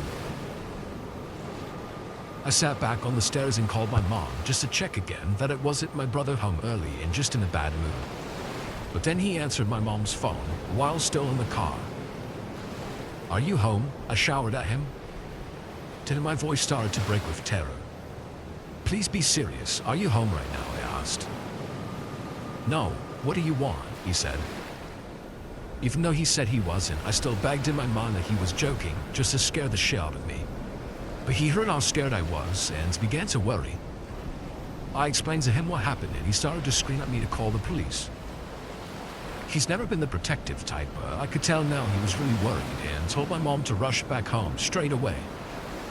While calling for the police, I tried so hard to stay calm. I told them exactly what was happening as I hid back in my room with the door tightly locked. Then I heard talking and the banging of doors downstairs again. They were back. I bursted into tears to the dispatcher out of pure fear, and I sat on the phone for what felt like forever, until my mom, brother, and police all pulled up at the same time. Everyone charged through the house to the back door, and we instantly saw what they'd done. The people saw the keys to the back door on the side in the kitchen, took a broom from outside, broke it in half on the door handle, got the broom through the cat flap, knocked the keys off the side, and pulled them through the cat flap. Although out of pure luck, as they broke the broom in half, they also managed to snap off the door handle, making it completely impossible for it to be opened from the outside. Otherwise, they would have gotten in, no questions asked, and I would have been sitting quietly in my room, completely oblivious. It was clear afterward that they had been watching the house for a while, waiting until the exact moment that they saw my mom's car pull out of the drive. I'm not sure if they knew I was there alone or not, but I know that after they initially saw me and ran away, they made a choice to come back. This happened several years ago when I lived with my ex-boyfriend. So we had been living there for roughly 1 month when this event occurred. My ex was out with work colleagues and I was home alone. I spent the early evening watching TV and eating takeout. A couple of times I heard some strange noises, but whenever I would try to zone in on them, to figure out what the hell it was, it seemed like it would stop. It got later into the night and I decided to go upstairs and use a computer for a little while before heading to bed. At this point in time, we hadn't had our phone line installed and I was still on a pay-and-go phone, which had run out of credit. I basically had no way to communicate with anyone while I was in the house for the night. So I'm sitting in the bedroom with only a small table lamp on that barely forms a glow while I'm typing away on my laptop, when I started to hear weird noises again. It started as a light rattling noise, and like really faint to the point where I had to strain to hear if I was really hearing it or imagining it. I shut my music off and I tried to figure out what it was. I went into our bedroom and looked down to the front door, but nobody is there. We had a small yard with a high brick wall and a solid wooden gate with nothing to cast any light. But from what little I could see, there was nothing out back either. I sat back down and I switched the music back on. I would say about 10 minutes later, I hear this very eerie screeching sound, like metal on metal. Again, very faint, as if whatever was making it was trying desperately to be quiet. I was getting more than a little freaked out by this point, so I went into our bedroom to retrieve this heavy iron rod that we found on the back of the built-in wardrobe. I didn't switch on any lights as I didn't know what was going on. I didn't want to alert any possible intruder to my location inside the house. Remember, I had no way of calling anyone, and I was getting more than a little concerned that someone might actually be in my house. I headed into the bathroom to see if I could get a better look into the alley that the house backed onto. The office and bedroom and the bathroom formed an L around the yard, with the bathroom extending further out. I climbed up onto the ledge and inched the window open to try to see out into the alley. Couldn't see a thing, but the whispering was louder and coming from directly behind my gate. I couldn't hear whole sentences, but I heard enough to summarize whoever these men were and that they'd seen us move in and had seen we had quite a lot of valuable equipment, like guitars, computers, my DSLR, TV, game consoles, etc. I imagine they had seen I was home alone and they were waiting for me to go to sleep to try to get into the house. I stayed pushed there for what felt like an eternity until what seemed like the loudest thought in the world echoed up to me. I guess they grew tired of trying to be stealthy and one or both of them were throwing themselves at my gate trying to break it down. I could see it shuddering under the blows and could only imagine how large these men must be. I'm a tiny girl, all of a whole 5'3", and at that point I probably weighed somewhere around 105 pounds. As you can imagine, I was white with terror as I watched my gate groan under the stress. I sat clutching that iron rod, just trying to think where I could hide from them. Suddenly, a glaring light blinded me. At first, I panicked and dropped out of sight, thinking they were shining a flashlight at the back of the house. Then I heard barking and shouting. I peeked out again and I saw the house, which was across the alley from us, had a floodlight installed, and it was illuminating both their own yard, mine in the alleyway with light. I heard grumbling and cursing, and then 2 sets of footsteps hurrying down the alley. I stayed locked in that bedroom until my ex-boyfriend drunkenly rolled in at about 4 a.m.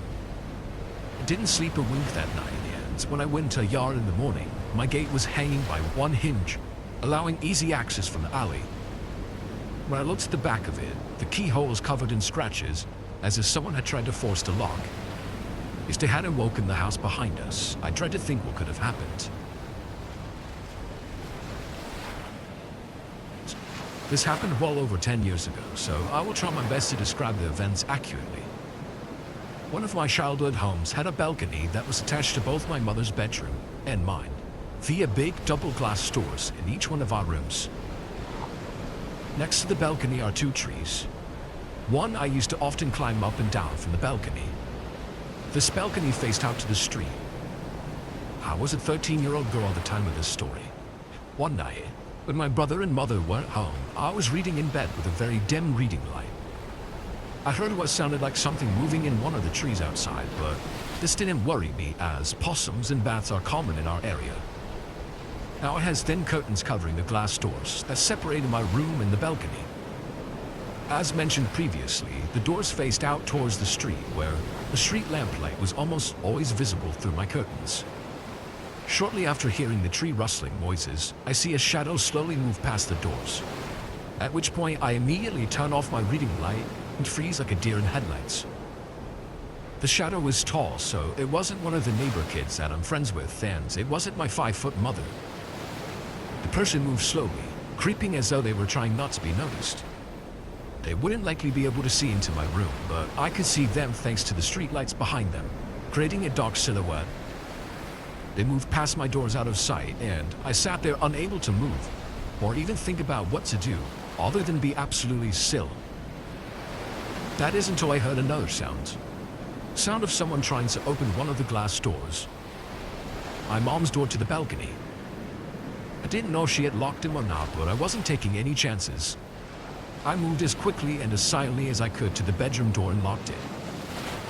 I listened for what the person was doing now, and they were still jiggling the glass door handle, but it sounded like the doors weren't opening. I felt relief, like this person couldn't get in surely. All I had to do was wait for them to realize that, and then they would leave, right? Well, I heard light footsteps move back along the balcony to my set of glass doors, till I saw his shadow stop directly in front of them. Again, I froze, knowing he couldn't see me. He didn't know I could see him, though. I saw a shadow of a hand reach up to my door handle, and my heart stopped. Had I actually locked those doors myself today? I mean, I was out there earlier. What if I forgot? Seconds leading up to him grabbing the handle felt like an eternity. Thankfully, when this person tried to open the door, it did not open. It was locked. I sighed such a sigh of relief. I was worried he had heard it. After this, he began pacing the length of the balcony. Didn't have a mobile phone, as my mom thought I was too young to have one yet, and the landline was at the other end of the house. But I was too scared to take my eyes off of this person, even to call for help. I was silently crying with tears falling down my cheeks as I internally prayed that they would just leave. Then I heard him stop moving. He didn't say it. I could just break the glass, you know. Before I could even process this, I saw car headlights turn around the corner of my street, then stop at our property gate. My mom was home. The person on the balcony moved out of sight, and I heard a loud thump as they jumped off of it. When my mom came inside, I was hysterical, and I was barely coherent in telling her what happened. Eventually, I got the message across, and she called the police. They never found or caught anyone, but a neighbor reported a truck in the street that matched the description of a truck that had been reported recently for attempted child abductions near my school a block away. Since I walked that short distance daily, the police suspected that he had followed me or seen that I lived there and waited for me to be alone. When I was 10, my parents and I went to visit my grandmother for spring break. A cousin also came to visit, and we decided we wanted to go to the YMCA for the day. My grandma dropped us off and said that she would come pick us up in 4 hours. On that day, the YMCA was empty. There were a couple of adults in the exercise room, but that's it. We went to the basketball court, and after 2 hours of playing tag and shooting baskets, we were bored. I've never been the biggest fan of swimming, but this place had a really cool pool, so we changed into our bathing suits and headed in there. The pool was empty except for the lifeguard. We played a bunch of games and swam laps, but after about an hour, there wasn't much left to do, and there was no one except us to hang out with to keep things interesting. So we decided to play a game of seeing how long we could hold our breath underwater. We stood in the shallow end near the clock on the wall so we could time ourselves. Instead of fully submerging, we just stuck our heads face down in the water. We did this a couple of times and I was winning. On our last rounds, I felt a tap on my shoulder. I figured it was my cousin giving up and telling me that I'd won. But instead, it was the lifeguard who told me to knock it off, or she was going to have to ask us to leave the pool.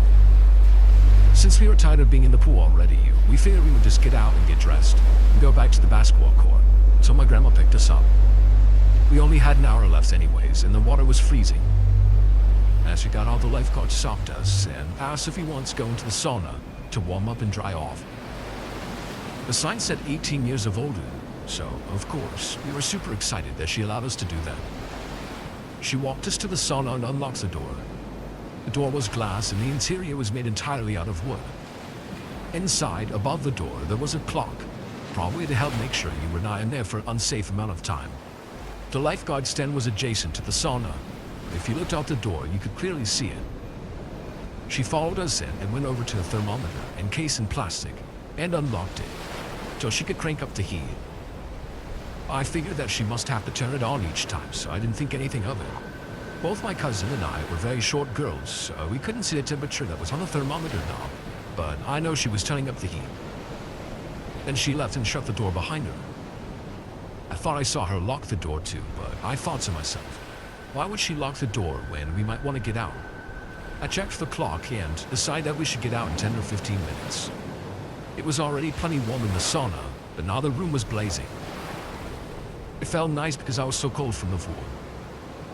After about 15 minutes though, it was starting to get a little bit too hot and my cousin agreed we should leave so we can get dressed. I wanted to turn the knob on the door, but it wasn't budging. Thought maybe it was jammed, so I shook it, but it still wasn't opening. And then I let my cousin try. She couldn't get it open either. We figured the lifeguard would be back in a couple of minutes, so we sat back down and waited. The room was getting hotter now, and I really wanted to leave. I got up and started banging on the door and shaking and twisting the knob, trying to get the lifeguard's attention. My cousin got up and joined me. We started screaming at the top of our lungs for her to let us out, but she just stared straight ahead. I don't think there was any way that she couldn't have noticed or heard two little girls banging, kicking the door and screaming. Now we had been there for about 25 minutes. It was so hot in the sauna that it hurt to breathe. It felt like my lungs were on fire. My eyes and skin were burning. We sat back down and put our towels over our heads because they were a little damp and it made it easier to breathe. I was so worried about my cousin, as she is a couple of years younger than me. I looked at the clock and saw that we had been there for about 35 minutes. I got up and walked to the door again and saw the lifeguard still just staring straight ahead. Again, I tried to get her attention by screaming that we needed to get out and banging on the door as hard as I could. But nothing. I was starting to get pretty dizzy, so I went to go sit back down, but the wooden seats of the sauna burned my skin. My towel was completely dry, so I put it underneath me to sit on. My hair was also dry, but I wrapped it across my face to cover my nose, and I squinted my eyes so that they didn't burn as bad, but I could still watch if anyone walked past the door. It helped a little bit. My cousin was laying face down with a towel over her head, not moving or saying anything, so I nudged her to make sure that she was still okay. She was, but I could tell that we really need to get out of there soon, because she seemed a bit disoriented. It had been 45 minutes now, and I was extremely nauseous. There was no way that the lifeguard would forget that we were in there, and I thought she would have to come back soon. But there was this little voice in my head telling me that maybe she purposely locked us in there. Finally, a man walked past the door towards the pool, but for some reason, I just couldn't get up. My whole body was on fire and I felt dizzy. Luckily, this man wasn't going to the pool. He wanted to be led into the sauna and came back for the lifeguard. Saw them walking this way and immediately jumped up to grab my cousin. I knew now for sure that she locked us in there because she pulled out her keys to unlock the door and let the man in. I didn't want to take any chances of us being trapped in there any longer, So as the man was trying to walk in, I was trying to shove our way out. As we were going out, the lifeguard started trying to shut the door and push us back with it. Man was clearly confused about what was going on and said, I think they want out. The lifeguard let out a sigh and opened the door fully and ran away as fast as we could into the changing room. We only had about 10 minutes before our grandma was supposed to pick us up. We were both so shaken by what just happened that we didn't say anything to each other as we got dressed or on the car ride home. When we got back to the house, my parents were making us dinner, and I told them the story of what happened. They thought that I must have been exaggerating, and they didn't believe me. I truly think that that woman was going to let us cook alive in there. The only bit of doubt that I have is what would have happened if we actually died. She obviously would have gotten the blame. What was her endgame? 21 now, but I still think about this interaction all the time. When I'm in small spaces or I get too warm, I still have panic attacks. No one believes this story, and I get it because it's pretty absurd. I'm not sure if I'm allowed to ask for opinions, but do you think this could have been some crazy misunderstanding? Or do you think that she really just left us in there to die? And why?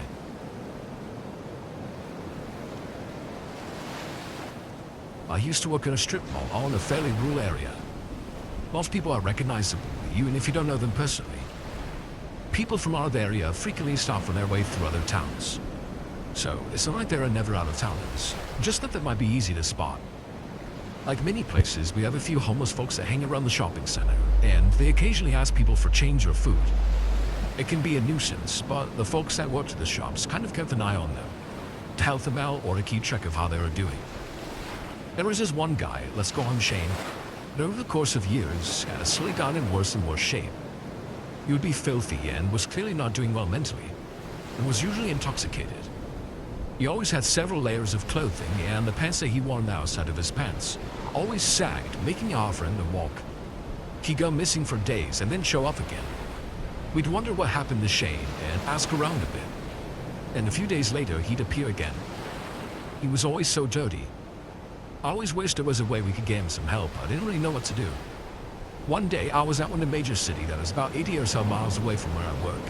I happened to see a very well-dressed, very well-groomed gentleman that looked exactly like Shane. But at that moment, I figured my eyes were deceiving me. This guy has an expensive-looking shoulder bag, a new iPhone, and an Apple Watch. We were both in line at a popular food truck, and it was usually a long wait to order and get your food. Most people just mind their business and scroll on their phones while waiting. This guy, on the other hand, is staring daggers at me. I keep avoiding looking that way, but I keep glancing to see if he's still there. And at the same time, I went to look at him because I was curious about how much he looks like Shane. I glanced his way, and I had to stumble back because he's practically right up against me. He has such intense eyes. He sort of whispers to me, but really intensely. He tells me he knows where I'm from and what shop I work at. He gets closer, and I can tell that he smells good, and I can even smell his minty breath. I ask how he knows, and he just smiles. I ask again, and he smiles brighter, exposing a perfectly clean set of teeth, minus one tooth. I'm almost positive Shane is missing that tooth. I edge away, feeling more than a little uncomfortable. His order gets called up. They say his name is James. The next few days, I don't see Shane anywhere around the shopping center, and I ask around, and no one had seen him for a few days. Someone says they hope he's okay, and another person shrugs and says they wish they could do something to help him. The next day, there he is, filthy as ever, grimy teeth, dirty fingernails, and wearing all his layers. He sits on the curb outside my shop and asks people for change.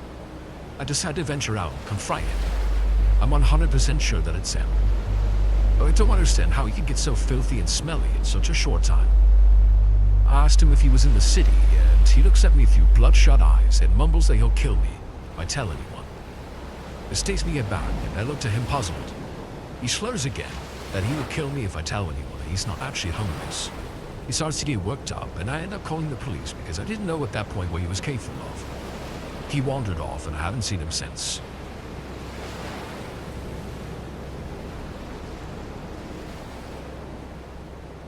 One afternoon, I got caught in a thunderstorm that led me to a scary situation.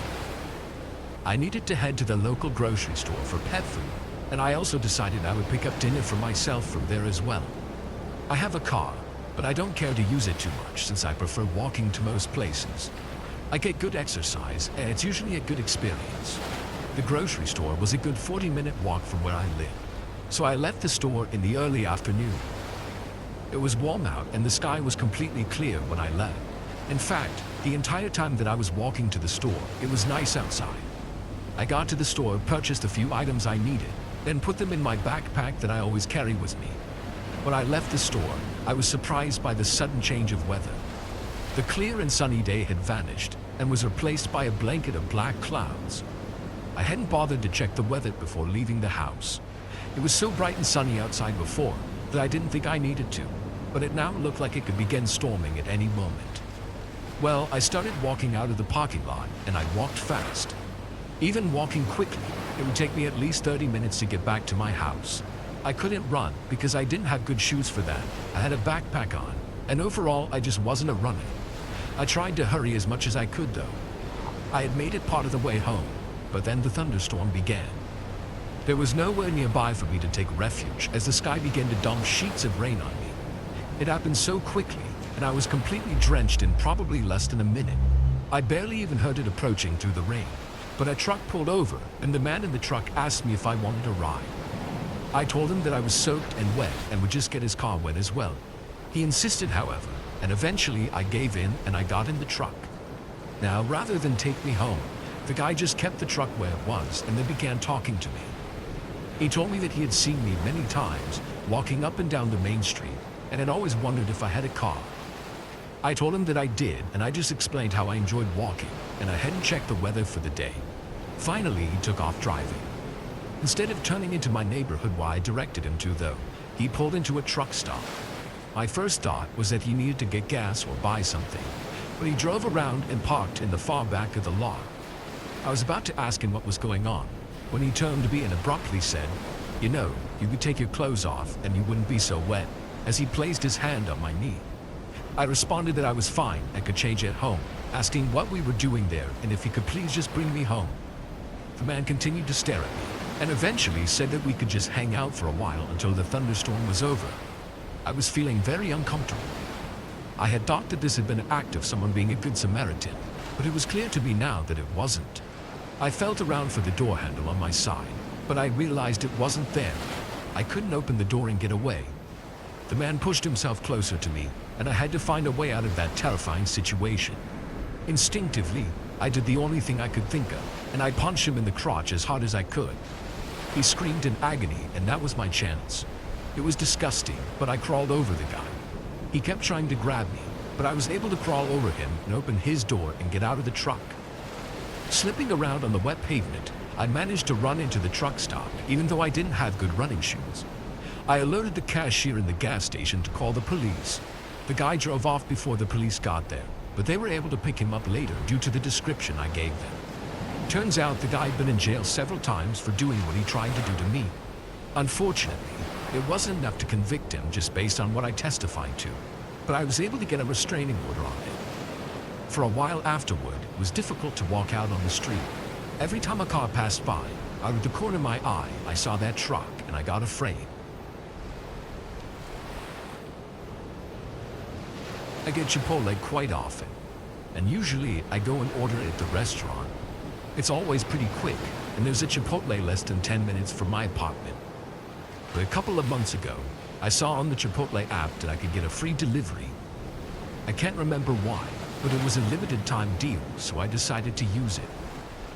It was a little bit later at night, maybe 9 p.m., and I had recently got home from work. Chipotle sounded great, so I ordered it and used the free delivery. After that, I went to take a shower and change. So when I was just about done in the shower, I heard a knock on the door and figured that the Chipotle was delivered. I finished showering and put my clothes on. Then I went to the door. After opening it and looking out into the hallway, I was expecting to see the food, but there was nothing there. So I went back and checked on my phone. I had no idea why else there would be a knocking on my door. Sure enough, it said that my order had in fact been delivered. This was very confusing to me. I went out and looked into the hallway again. There was definitely nothing there, and I had heard the knock on the door. So what else could it have been? I realized it was very possible somebody stole the food. If someone walking by in my hallway saw Chipotle sitting there and wanted it, they could have just took it.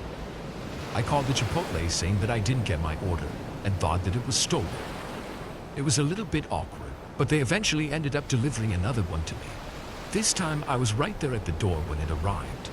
Still, I was very angry that somebody had stolen it the first time. I didn't think the people who lived in my building would do that. I mean, I knew a good number of my neighbors. I didn't know any of them really that great, but they all seemed nice. Well, after Chipotle, I went to bed. The next morning, when I left my apartment, I saw there was a note taped to the outside of my door. I took it off and read it. The note said, "Thanks for the Chipotle last night." And then there was a sort of creepy smile face on the note as well. I was disgusted when I read it. Whoever had stolen my food was now teasing me about it. I didn't know it could be done though. My apartment does not have security cameras in the hallways, and I didn't think there was any way of me being able to figure it out. I wasn't going to knock on every door and confront people about it, accusing them. So I ripped up the note and threw it away, and hoped that I would never have anything like that happen again. Well, after work that day, I cooked something at home. The next morning, I once again had another note on my door. This one said, "No food for me last night." Once more, I was very angry. Whoever was doing this really had some nerve to keep putting notes on my door. I just threw this one in the trash as well. I went out into the hallway and looked around, but nobody was out. So fast forward to the very next night. I was at home by myself, and it was probably like 10 p.m. Out of nowhere, I heard a knocking at my door. I just had a feeling that it was the same person who had been messing with me. I mean, there was really no reason for somebody to be knocking on my door. When I heard the knocking, I happened to be in my kitchen, which is very close to the doorway. I walked right over to it and opened it up. When I did, nobody was there, but I heard footsteps quickly moving away. I looked and saw a man going round the corner where the hallway turned. I only saw him for a second, and I did not recognize him. I left my apartment and decided to go after him. I went to the corner and saw him go into the stairwell. When he did, I went in after him. However, I kept my distance and was quiet. I do not think that he knew I was following him because I was a decent ways back. After making it to the stairs, he went up one floor and then into the hallway. When I opened up the door from the stairwell, I just barely saw him entering an apartment unit. I walked right over to it and then knocked on the door. At first, nobody answered. I figured that this guy would not answer the door, but I at least knew where he lived. I decided to knock again though, and surprisingly, this time the door opened up. But it was not the same guy. A woman was standing there. I did not know her, but I did recognize her and had seen her in the building before. She asked me what I wanted so late at night and seemed kind of annoyed. I asked her who the man was who had just entered the apartment, and she said it was her boyfriend. She said that he was staying with her for a couple of days. I told her that he stole my Chipotle several nights ago and was now messing with me. As I was saying this, I actually saw the guy walk by in the apartment behind her. He seemed to overhear and then walked over to us. The woman was starting to say that she had no idea what I was talking about and she was really confused. But the man interrupted the conversation and said that I was crazy and it never happened. I said that I had just seen him knock on my door and run away minutes earlier. The woman then seemed to question her boyfriend. I remember she said that he had just been gone for a minute and then asked him where he went. I don't remember what excuse he started to make up, but the woman didn't seem to believe him. She then said she remembered him having Chipotle the other night as well. The guy was still claiming that I was making it up and stuff, but the two of them were seeming to get into an argument. I was just standing there in the doorway now watching them. The woman soon asked if I could go and shut the door, but they continued to argue. I felt that I had probably solved the case, and I figured that the guy would not do something like that again, so I left and headed back to my apartment. I was really shocked at what I had just seen. So I got back to my place and I was going to start getting ready for bed. However, probably about 15 minutes or so later, there was a loud knocking at my door, and the knocking soon turned into a very loud banging. I went to the door and looked through the peephole. The man was back, and he was angrily banging on my front door. I yelled from the other side that I was calling the cops. The man did not stop and kept literally punching at my door. I dialed 911 and reported the situation. It sounded like the man soon began to kick at my door then. This went on for a good 2 or 3 more minutes before stopping. The man finally then stormed off.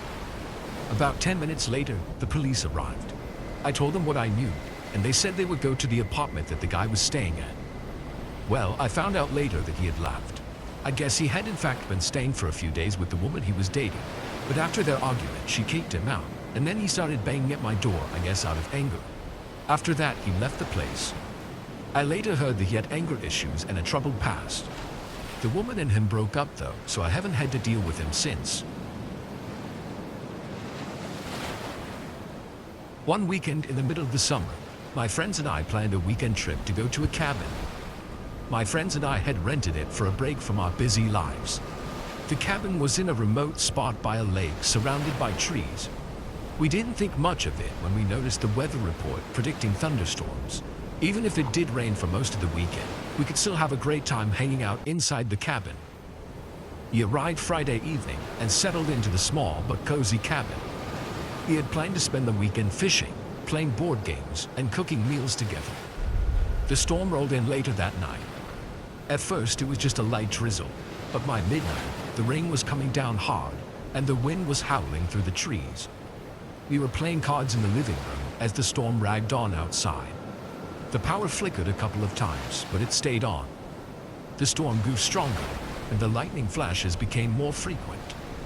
Around 2 a.m., the power went out completely, and it was pitch black except for the occasional flash of lightning. We lit some candles and kept playing cards, trying to keep some mood light. There was no way to charge our phones, so we were cut off from the outside world. At some point, we heard a loud bang from outside. We all looked at each other, uneasy, wondering if a tree branch or something had fallen and hit the house. One of my friends, Mark, suggested that we check it out. We grabbed a flashlight and headed out onto the porch. The rain was coming down in sheets, and the wind was so strong it felt like it might blow us over. We shined the flashlight around, but couldn't see anything like a fallen limb from a tree, but we just assumed that it was something that had been caused by the storm. We went back inside and tried to forget about it, and huddled around the fireplace talking. As we sat there, someone knocked on the door to the cabin. It was strange because we hadn't seen any cars on the road, and it was impossible for anyone else to be out in this weather. We all exchanged nervous glances. Mark, being the bravest of us all, went to the door and opened it a crack. There was nobody there, just the rain and the wind. We shrugged it off and assumed it was just our imaginations playing tricks on us. But then, a few minutes later, the knocking started again, louder this time. It was a repetitive, constant knock, like somebody was trying to get our attention. Mark, still determined to prove there was nothing to worry about, went to open the door again. This time, he stood outside for a moment, and when he came back inside from the porch, he was pale. "There's something out there," he said. "I saw a figure standing by the edge of the lake." None of us really believed him. The storm was so intense, it was hard to see anything clearly. The storm raged on, and with Mark's persuasion, who was still freaking out saying he saw something out by the lake, we decided to barricade the door just in case. We piled furniture in front of it and tried to get some sleep for the rest of the night. In the early hours of the morning, we heard a sound that none of us could explain. It was like a dragging noise moving around the cabin. We huddled together in the living room, too scared to sleep now. The dragging sound seemed to be circling the cabin, slowly and deliberately. At first light, we ventured outside once the storm had passed. We looked around, but there was nothing unusual, and we saw no footprints or sign of anybody else being there. We decided to pack up and leave. The atmosphere had become too unsettling, and Mark was still insisting that he saw something creepy out there last night. As we were loading the car, I noticed something strange. The knock marks on the door were much deeper than before, like somebody had tried to break in. We left the cabin and didn't return. To this day, none of us can explain the knocking, the dragging noise, or the figure by the lake. We try to put it behind us, but the memory of that stormy night still lingers.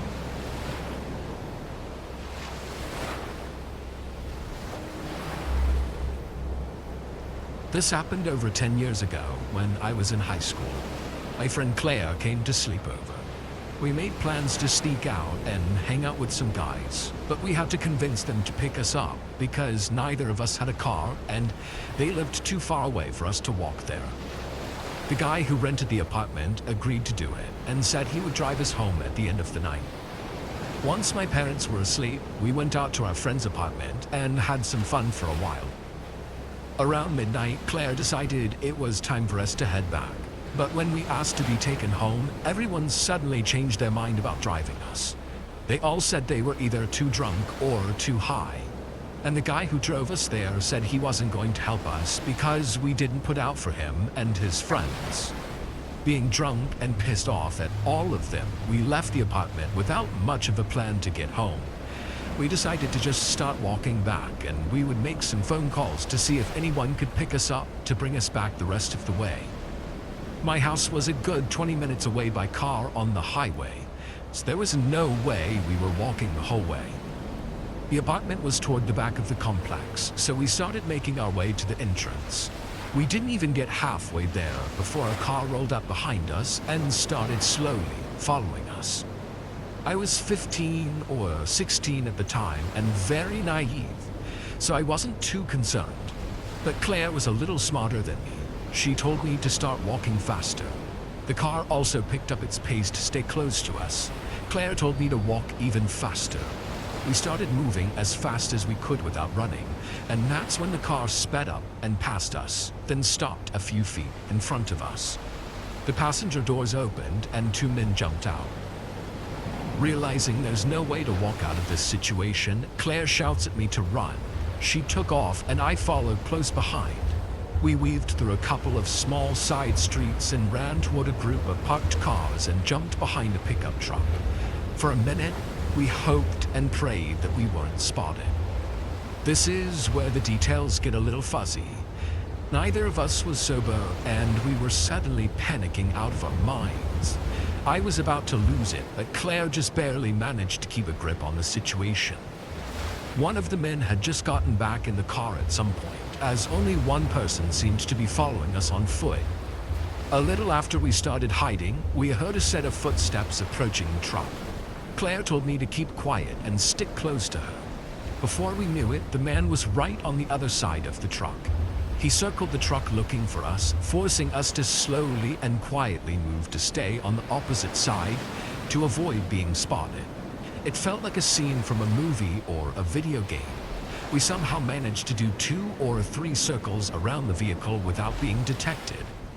If we hadn't hid behind a giant heavy-duty pickup truck, it would have been over for us. By the grace of the gods, he gave up after a minute and went back to the car with the others. That was our one shot to get away. Claire took my hand and ran off. We sprinted for what felt like an eternity, but in reality, it was probably only 15 to 20 seconds. We found the pool house area and a spot to hide in some bushes behind a fence. But there wasn't much we could do there except anxiously wait to see if they would discover us. Their car pulled around to the pool house not long after. We bit our nails, hoping they didn't stop to get out. The car slowly drove away, clearly still scanning for us. But at least in that moment, we realized we hadn't been spotted. We were safe, for now, but not nearly out of the woods. The cars circled around the apartment complex for hours. They weren't giving up. We had to find a way out of there, and the men trying to kidnap us weren't our only problem. It was the middle of winter, and of course, we were dressed to impress the guys we went to hang out with, wearing short shorts and revealing tops. We were freezing. We looked around in the bushes and found a dirty, disgusting Captain America blanket that we huddled together under while making phone calls to find someone to pick us up. We tried contacting the guys at the apartment, but no one answered our calls. None of our friends answered our calls either. We felt completely alone and helpless. We were stuck there in constant danger and terrible conditions the entire night, until finally, around 5 a.m., someone answered and said they would pick us up. It was the best news I had ever heard in my life.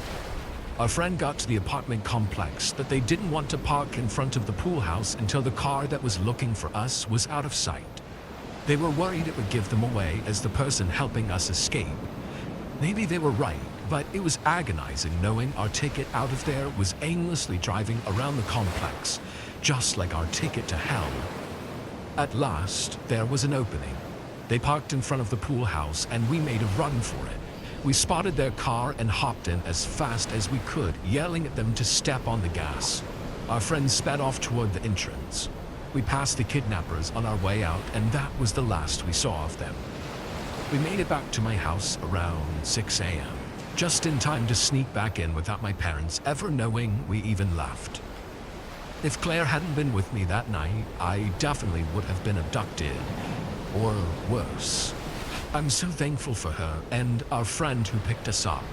But as for the adult men who wanted to take advantage of us as teenagers and didn't care about our safety, and especially to the pieces of garbage who wanted to hurt us, they can all burn in hell. This happened in 1985, when I was 22 years old. I had just started living on my own in my first apartment. I worked as a waitress at a restaurant a few blocks away. That night, I got off work around 11 p.m. It wasn't unusual for me to walk home late. There were two ways I took to get to my apartment building. I could stick to the sidewalk, well lit with decent foot traffic, or I could cut through the communal garden, pitch black and set back from the street. I saved about a minute by going through the garden. Being young and stupid, of course, most of the time I took the shortcut. That night, though, I got a weird gut feeling not to take the shortcut. There was no one else around, and the entryway into the garden seemed darker than usual. So I walked right past it and kept to the sidewalk. When I passed the exit of the garden where I would have come out, suddenly a large man popped out from the garden behind me. I saw him appear over my shoulder, and a chill ran down my spine. He wasn't walking on the garden path when I passed the exit. I would have noticed him. The only logical explanation was that he had been hiding in the pitch-black garden. He came out just to start following me. Was his original plan to grab me and pull me into the garden, or was he some drunk person who accidentally caught me by surprise? I began walking faster. My dad had taught me to always carry my keys in my fist with a key pointed out in case I needed to punch someone. So I had that, but I'm 5'4" and probably weighed 110 pounds back then. This guy was tall and big. My only chance was to outpace him. Even when I started speed walking, I felt him matching my pace and getting closer. He was breathing heavily, and he had this angry energy coming off of him. My apartment building was just up ahead, so I put on a burst of speed. When I got to the entrance, two people were leaving and holding the door for me and him. I don't know why I didn't call out to tell them I thought I was being followed. I was completely focused on getting inside my apartment. Plus, in the back of my mind, I was still trying to rationalize it. Maybe he was visiting someone in the building. Maybe it was all just a coincidence. I was just being paranoid. And in the end, it didn't matter. It took only a couple of seconds for them to leave. I had missed my chance to get help from them. I entered the building with the man following right behind me and started climbing the stairs as fast as I could. It was a 3-story building, and I lived on the 3rd floor. I raced up to the top, but the man was never more than 1 floor behind. I got to my floor, which had 4 apartments on both sides of the hallway. My door was the 3rd on the right. By the time I passed the first 2 doors of my neighbors, the man was already exiting the stairwell. When I got to my door, I froze. I realized that if I opened my door, he would catch up to me before I could get in and lock it. He would force me inside, and then I'd be trapped with him, doomed to suffer through whatever he wanted to do with me. I might not even live through it. As I considered this, he walked behind me, passing by just an inch away, close enough for me to smell him. He was disgusting. I wanted to run away and throw up and scream all at the same time. He stopped in front of the 4th apartment, where I knew he didn't live. He didn't say anything. He just stood there staring at me, breathing heavily. He also didn't knock on the door, making it even more clear that he wasn't visiting. He was waiting for me to open my door so he could attack me. I knew the momentary standoff wouldn't last long. Eventually, he would try to make something happen by force, so I racked my brain trying to think of a way out. Suddenly, I started banging on my door as loud as I could, and I yelled my neighbor's name, begging him to let me in. This action startled the man. He seemed even more confused when it wasn't my door that opened, but the door right in front of him. My neighbor Kevin saw the random guy standing right in front of his door and asked what he wanted. The guy started mumbling something about having the wrong apartment, and while he was distracted, I quickly slipped into my apartment and locked the door. I grabbed my cordless phone to call the police, but I heard Kevin in the hallway telling the man he needed to leave. I watched anxiously through the peephole until he finally walked away, making one last bone-chilling glance at me through the door. Kevin knocked on my door moments later and asked if I'm okay. I thanked him and said that I was fine, but on the inside, I was still terrified. The adrenaline was still pumping through my veins. I told Kevin to have a good night. Then I locked my door again. Alone, I had my phone in my hand ready to call the police, but I started trying to rationalize it again. What exactly had just happened? A guy followed me home, but then said he had the wrong apartment? Would the cops even care about something minor like that? I tried to calm myself down, but the more I thought of it, the more I berated myself. Why didn't I run the instant I felt him following me? Why didn't I tell the people in front of the building that I thought I was being chased? Worse, why didn't I tell that to Kevin the second he opened his door and saved me? I put him in danger by making him go face to face with a person who could have been capable of anything. Because of my panicking brain, everything felt so ambiguous. I felt like I made almost every wrong decision possible. I knew I was incredibly lucky to be okay, and I never forgot about it. A couple of weeks later, I visited my grandparents, and my grandfather read to me a story in the paper he was reading. He told me that a woman was attacked and violated in the apartment building across the street from mine. Then I saw the picture of the man who did it. It was the same guy that came after me that night. He had multiple convictions for sexual assault and had recently been released on parole. Had he been successful in following me into my apartment, the victim would have been me.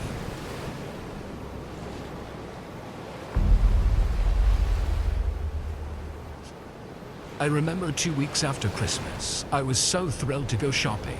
I had received so many gift cards and couldn't wait to use them.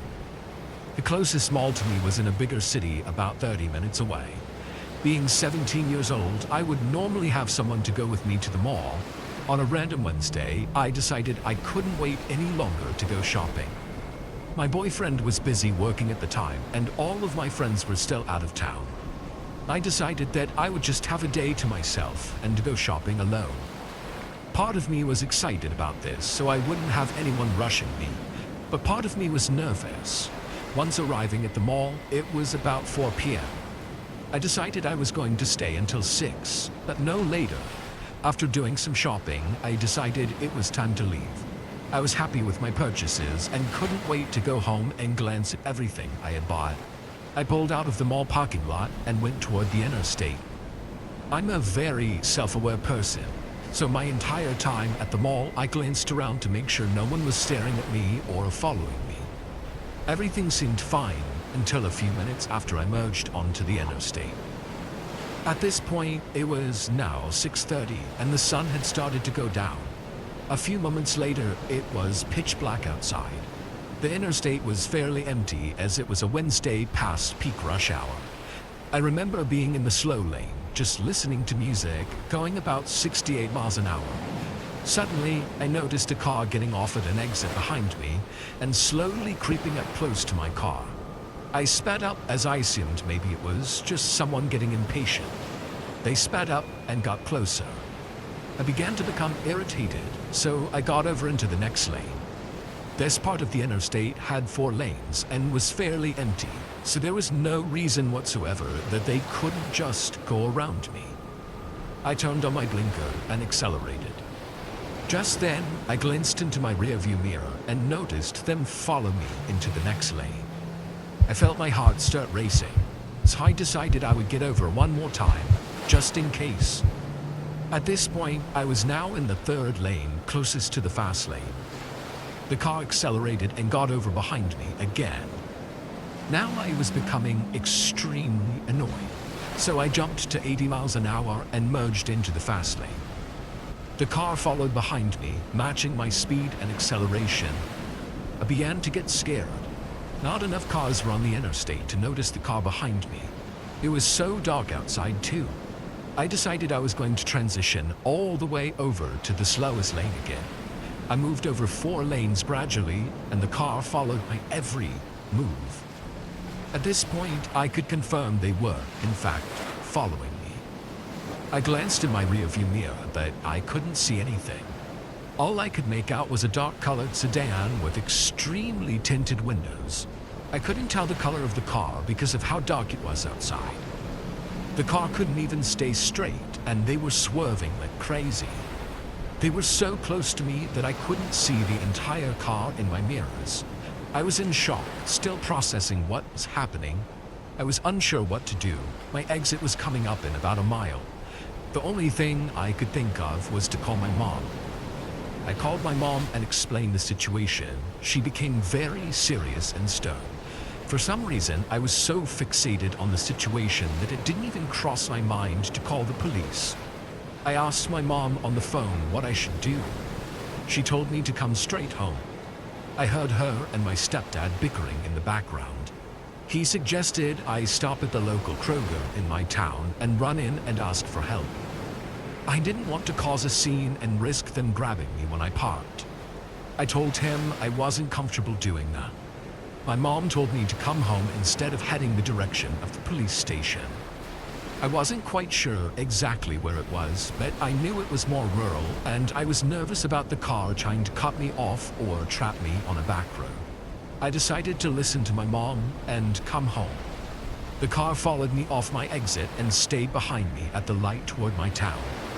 I turned left at the light with an arrow. The car behind me ran the light and sped up behind me. I noticed them swerving again.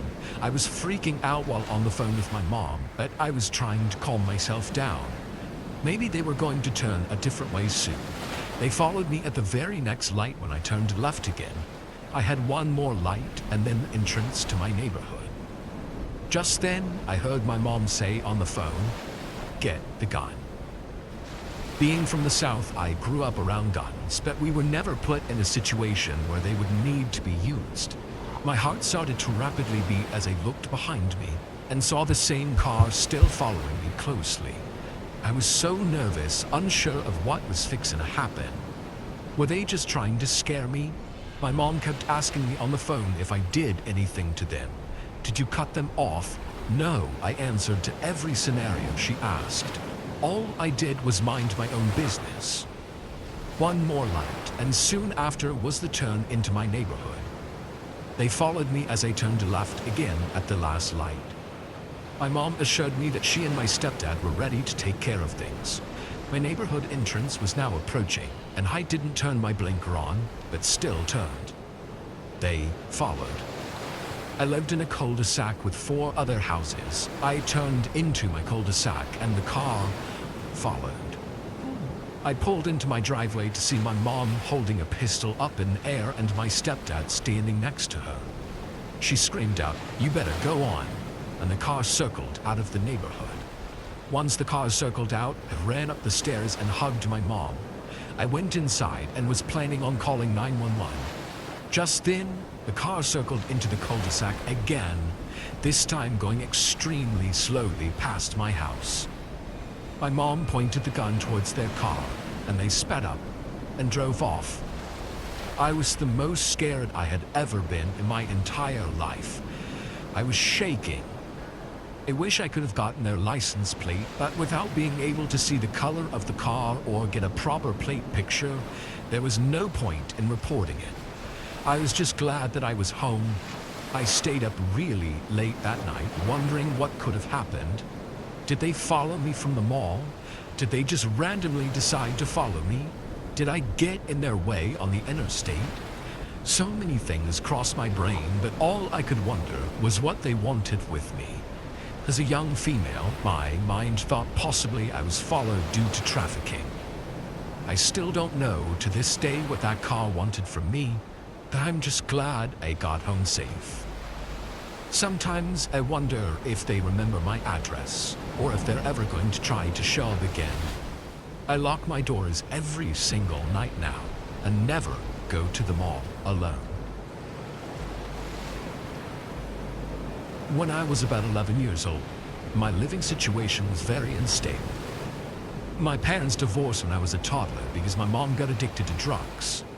And although my dad fought for full custody, the court decided I should stay with her on the weekends.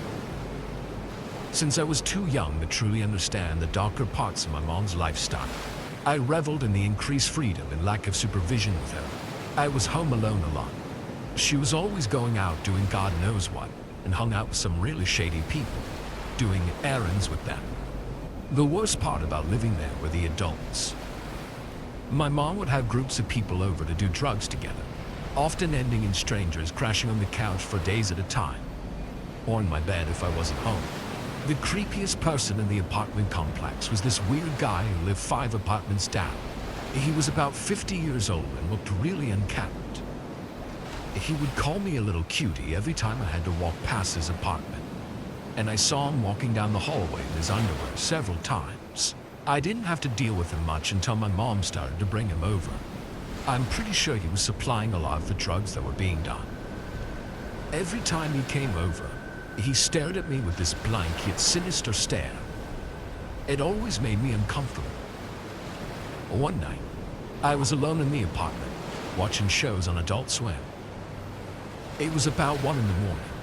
My mom walked in, saying that she only had one more errand for the night, and that she'd be back in about 5 minutes. Just before leaving, she mentioned that the lock had been a hassle lately and asked me to keep the door unlocked. I said okay, and then she left. Only 30 seconds later, there was a knock on the door. I assumed it was my mom because she was very forgetful. I opened the door without thinking. But as soon as I saw who was at the door, my heart stopped. It wasn't my mom. Standing in front of me was the old creep from 5 apartments down. He had a wide, excited grin on his face. I slammed the door and locked it without hesitation. I started to freak out. I was already scared of this man. No way was I going to talk to him at 1 a.m. when I was by myself, especially considering I didn't even have a phone. The man knocked and said through the door that he and my mom made an agreement for him to come watch over me while she was gone. I told him I didn't know about it. He kept trying to convince me to open the door. But one of the few things I knew at that age was not to let strangers in when I was home alone. Suddenly, he went psychotic and started pounding on the door. He was screaming and cursing at the top of his lungs, repeatedly telling me that we had some kind of deal. But I had no idea what he was talking about. I ran to the kitchen and grabbed a knife, then sat on the other side of the door. There was a large window directly next to the front door. It would be very easy to break it and then unlock the door, so I was ready to stab his hand if he tried to do so. The banging on the door went on for about 20 minutes before it went silent. But it wasn't a silence I trusted. Even if it seemed like he had left, I knew in my gut he just wanted me to think that. That's when I saw one of his eyes through a crooked blind on the window. He was looking directly at me. I jumped back just before he started pounding at the window. I was scared that at any second he was going to break it. Right before it was too late, I heard another man yelling down the hall. He swore at the creep and threatened him. Apparently, the commotion woke up one of the neighbors. Thanks to them, the creep ran off. The neighbor knocked to see if everything was okay, but I was too scared to answer. I let him think nobody was home. After he left, I sat up wide awake in the living room, waiting. My mom came home a few hours later. I thought she would be mad that I locked the door, but when I opened it for her, she was definitely furious. But it wasn't for the reason I expected. She charged inside and looked at me with an angry glare, asking me why I didn't let him in. I asked who she was talking about. Then she said the name of our neighbor, the creep from 5 doors down. I was too confused to speak as my mom chewed me out. She said she told the man he could come over, but that I had screwed it all up, and now because of me her window was broken. She dragged me outside and made me look at the front window, which now had a huge crack in it. At that moment, I realized he was only a few seconds from breaking in. I felt so weirded out by everything that I grabbed my overnight bag and walked back to my dad's house. He was surprised to see me. I didn't tell him what happened. It was too much for me to explain at the time. I only told him that I didn't want to go over there for a while. Either way, my dad was furious at my mom for letting an 11-year-old walk through the city at 4 in the morning. A few months later, I finally felt comfortable enough to go back, but when I got there, 5 cop cars were outside the building. I ignored them and went upstairs, only to see the cops outside of the old creep's apartment, dragging him out in handcuffs. I asked one of the adults who was spectating what he had done, and they said something I'll never forget. He had molested 3 other young boys in the building. Even worse, the adult looked down at me and said I was lucky he hadn't gotten to me, because I was exactly his type. Blonde hair and blue eyes. I ran home in disbelief, but when I turned on the TV, the news had his face plastered on the screen, confirming everything. I can never fully describe the surreal terror I felt at 11 years old, realizing that my own mother would endanger me by using me as a tool to get drugs. Even now, 14 years later, the visceral, overwhelming emotions and a complete shift in the way I saw my parents in the world will always be unforgettable.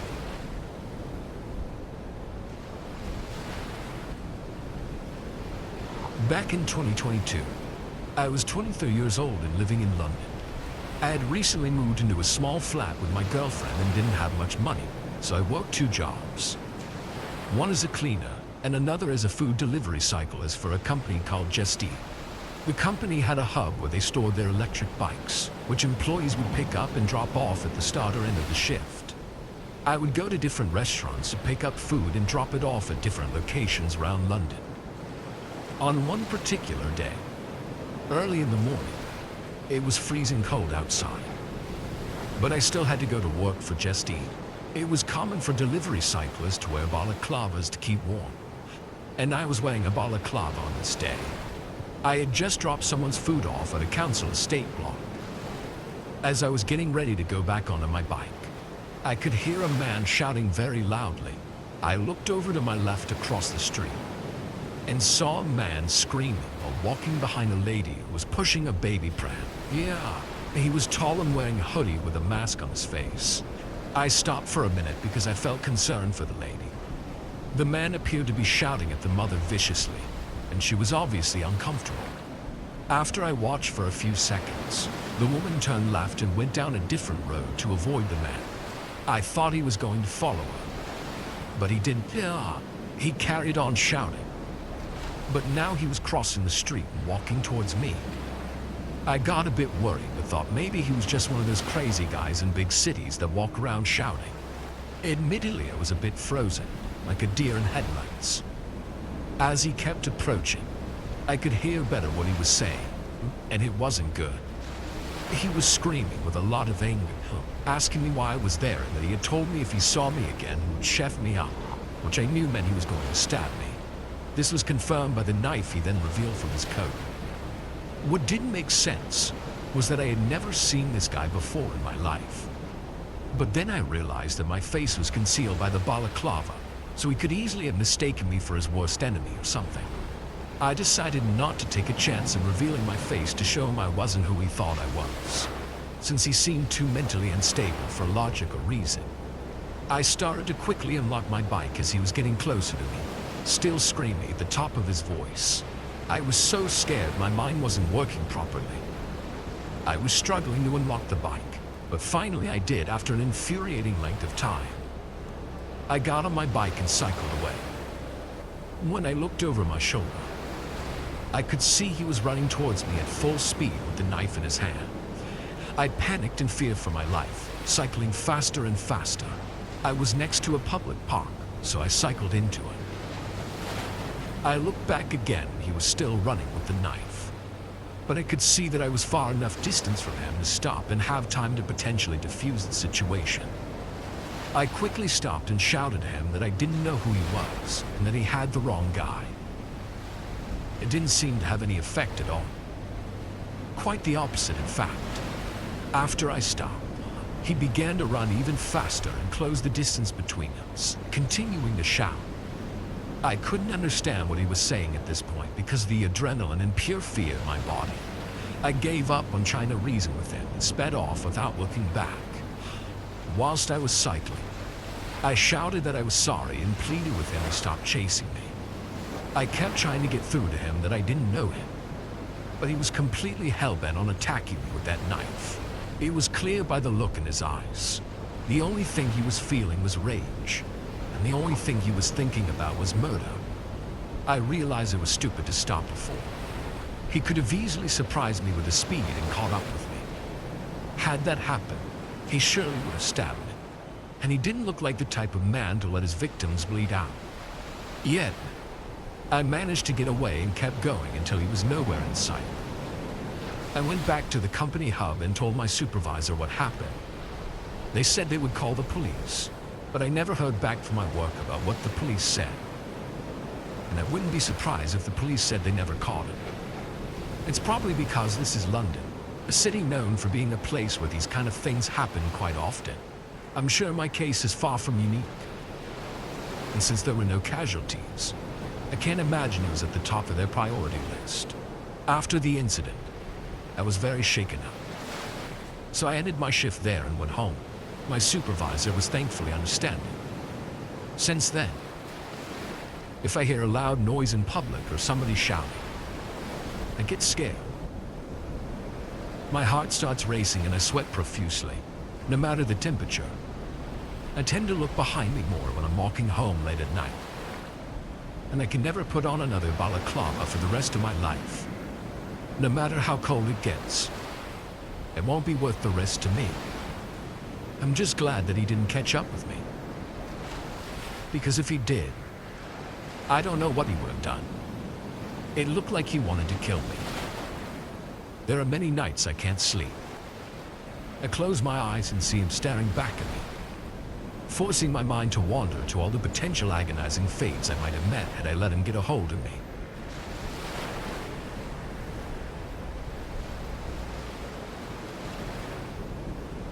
This incident happened some years ago when I was still a student. Summer vacations were something me and my two younger brothers always looked forward to. So that year, we went to our grandparents' house, taking some time off from the chaotic city life. We spent our days playing and feasting on treats our grandparents showered us with. One evening, my grandparents and my entire family took a trip to a nature park, whereas I stayed back home catching a cold from eating too many ice cones. My mom told me to rest and warmed the soup for dinner that she left in the fridge. I was watching TV lying on the living room couch when lightning cracked in the distance. I looked out and noticed dark clouds spreading over the sky slowly. It started to drizzle and wind howled in agony. It was dark as night outside. The trees that were towered over the house moved like crazy. The power suddenly went out as I swam around the darkness trying to find the torch. My dad called. He said he'd be late as a huge tree fell on the road, blocking their way home. So they were staying over for the time being at a friend's until help arrived and cleared the road. I was never a big fan of the darkness, and suddenly I was alone and waiting in the dark. The house was pretty big, with 2 stories and a large area of land outside. I couldn't find a flashlight, so I went to the kitchen and found some candles. I was lighting one up when I heard footsteps in our front garden. I tiptoed to a big window and peeked outside. The rain was pouring heavily by then, so it took some time for my eyes to adjust the vision. A flashlight was moving outside our house. I could see a silhouette of a man every time the lightning struck. He seemed to know the place well and darted straight to the kitchen door at the back of the house. Who the hell is this guy? Is he a thief? My heart started pounding on my chest. For the next 5 seconds, I heard nothing but the storm. but then a deep voice called out my grandma's name. "Oh, Janine, are you alone?" The frack? His voice gave me goosebumps. Our doors had huge grills and bar locks, so it was quite impossible to come in, and I was certainly creeped out. He called out again, "Janine, where are you?" I remained silent. By this time, I'd recognized his voice. He was my grandparents' neighbor next door. I saw him staring at our house the first day I came here. He sang religious songs with a mic quite early in the morning, irking everyone, and sometimes just stood outside with a blank expression while we were outside playing. He always eyed my grandmother and on certain occasions even barged into our garden to make small talk with her. The guy had gray hair with a wide smile. He would just stare at Grandma, even when our family members were around. Dad said he lost his wife a few days ago. The realization that he had decided to go after my grandma made me nauseous. He started going in each of the windows, calling out my grandma's name. Couldn't see inside, and I stayed still. My grandma usually drove a small car, and seeing that car parked on the driveway, he must have assumed she was alone at home while everyone else left. Time went by, and he grew tired. After a torturous 15 minutes that felt like an eternity, I heard the footsteps walk away and jumped down one of the walls. I sighed in relief, knowing he finally gave up. An hour later, my family came back, and I welcomed them with this horrifying tale. My parents decided to confront the guy in the morning, but they had no idea what was about to happen that night. That night, I slept on the small sofa near my grandparents' bed. I was burning with a high fever. Instead of sleep, I was in a trance-like state. I tossed around with body aches, trying to find a comfortable position, when I heard shuffling of feet somewhere. I heard a soft clinking noise like someone was tapping on the glass window. My eyes slowly drifted to the direction of that voice, and I saw him again. The old creep was back. He had glued his grinning face on the window, which was just a few inches away from my grandparents' bed. I tried to scream, but I was so sick and scared that no sound came out of my mouth. So far, he was staring at my grandparents' bed, but just when he noticed me, his expression changed. His eyes widened, jaw tightened in anger, and he put his finger on his mouth while angrily mouthing me to be quiet or else he would kill me. I don't know how long we had this staring showdown, but suddenly he turned his anger into a sudden smile. He tilted his head to the left and continued watching my grandma through that window. I wanted to slap myself so I could wake my body up from this numbness, but fear and shock kept me frozen for quite some time. Finally, I gathered the courage and knocked down the small bookshelf beside my bed. The sound woke up my grandma, and she found me gasping and panting while pointing at the window. She switched on the lights to find the creep laughing shamelessly and telling my grandma how beautiful she looked when she slept from the window. "Oh, Janine, my beautiful Janine." He kept repeating this phrase again and again. He said that now that his wife was dead, he was finally ready for my grandma. My dad called the cops, and they took him away. The guy died a few months later, but to this day, a doubt clusters my mind. Did the passing of that old creep's healthy, cheerful wife have some mystery in it? There is one childhood memory I'll never forget. As I grow older, I still see it weaved in my imagination. It's like a nightmare that I can't seem to shake off. My dad, newly promoted in the bottling company he worked at, decided to relocate from Sango to a more upbeat town in Lagos. We shifted to this old yet majestic duplex with 5 big rooms, 3 toilets, and no nearby houses. One day, I came back from school earlier than usual. My mom had taken leave from work to decorate our living room and kitchen. Seeing her car parked outside, I ran inside the house. I started yelling, "Mom, I'm home," but no reply came in turn. "Mom," I called again. Still no answer. I was heading towards the kitchen thinking she'll be there when she answered from upstairs. "Yes," she said. I immediately felt goosebumps hearing her voice. I still wonder why. What caused that little shiver of dread that ran down my spine at that moment? I walked upstairs uneasily. The big empty room stood silent in the corridor. We were still unpacking and decorating, so the house was a mess. I called out to her again when I reached the landing, wanting to know the exact room she was in. "Mom, where are you?" "In here." The reply was weird. Her voice sounded too casual and full of mischief. It felt strange because my mom was usually soft-spoken and quiet in nature. I figured out the voice came from the last room at the end of the hallway. I stopped at the closed door, wondering what she was doing that made her sound that way. My hands were on the doorknob, ready to open, when the kitchen door slammed shut downstairs, and I heard my mother's voice ring out, "Army, where are you? How many times will I tell you to stop leaving your bag on the kitchen table?" And that was my mom, no doubt. A pang of shiver ran down my spine as I stood outside the closed door, and then I heard whispers from the other side of the door. "Go on, Army, your mom's calling you." I literally felt my heart shrink as I jumped away from the door in absolute shock. "Mom!" I screamed in terror as I ran down the stairs, trying to contain my erratic heart. In one final attempt to get rid of my fears, I looked back, and I wish I hadn't. The door had opened a crack, and for a moment I saw something behind that door. A wide, bloodshot eye, staring right at me. I told my mother, and she went back to check the room. To our surprise, it was locked from the inside. The keys didn't help, so we had to wait till my father returned home. He tried to open the door with basic tools, but nothing helped. I told him someone was inside the room, but he obviously didn't believe me. My mom got a little creeped out by then, so she asked him to break down the door. But my dad didn't want to damage the house, so he informed the locksmith to come the next morning. Now, my room was the closest one to that room, and the lock in my room was broken. When I went to sleep after dinner, I kept fearing that whatever was in that room would end up sneaking into my bedroom in the middle of the night. So to be on the safe side, I pushed my cardboard box full of toys as a support behind my door and went to sleep. I don't remember what time it was. I woke up hearing a clattering sound in my room. As I opened my eyes, I found the door flung open and the cardboard box pushed away. A weird-looking figure was sitting next to my box and playing with my toys while whispering some inaudible crap. I gasped seeing this, and the figure turned its head towards me. It was a man with a pale, bloated face like something happened to his skin. His eyes were scary, and he just stared at me.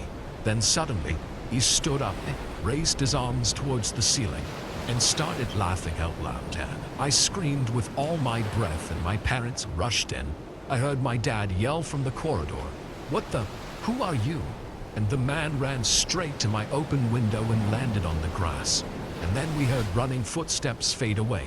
My dad called the cops, and they found old rags, leftover food, and water bottles in that room. It seemed like that creepy guy was living here until we came. My parents apologized to me for not believing me earlier. We renovated the entire house and installed a security camera for our safety. After that day, we never saw the man again.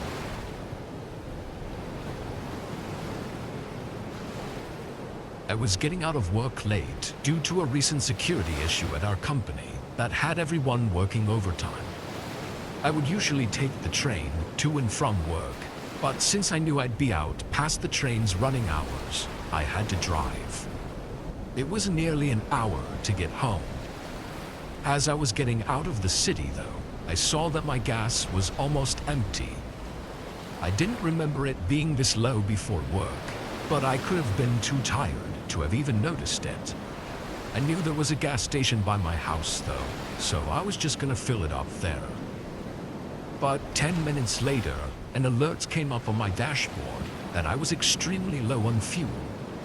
It had gone down way more than it should have in such a short time, and within a minute, my car was stuttering and barely running. I pulled over, and just as I put it in park, the engine cut out. I tried to start it again, but it didn't budge. I was both worried and frustrated, like how the hell was this even happening? I took out my flashlight from the glove compartment and got out. The issue took less than 5 seconds to find. There was gas clearly leaking.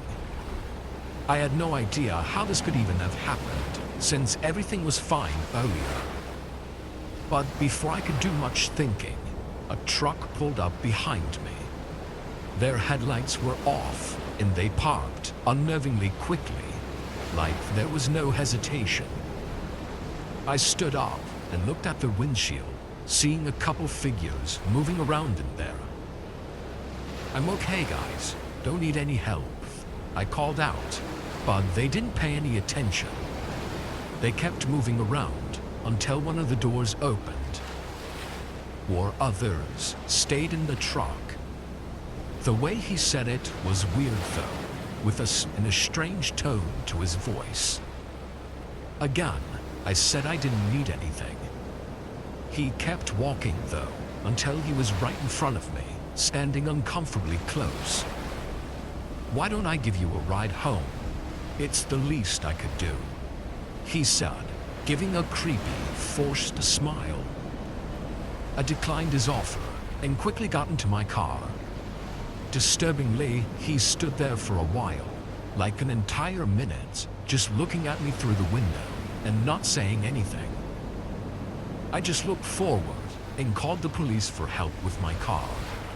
But the whole time, I could see him in the corner of my eye, standing right outside my window and just staring at me. During the phone call though, he walked back to his truck. I watched in the mirror as he got in, then slowly drove past me. We made eye contact as he passed by, and for a brief moment, I saw someone in his back seat. They were pressed up against the window with wide open eyes, and although I couldn't get a good look at them, I knew something was wrong. I don't think that person was inside that truck willingly. When he drove off though, the license plate was missing. Police showed up and I told them everything. There was a bit of an investigation where they found my gas tank was stabbed purposefully by someone. Likely what happened was the guy planned the whole thing out, following me until my car broke down and hoping to get me to accept the ride. Whether that person was truly in danger, we don't know, because the man was never found.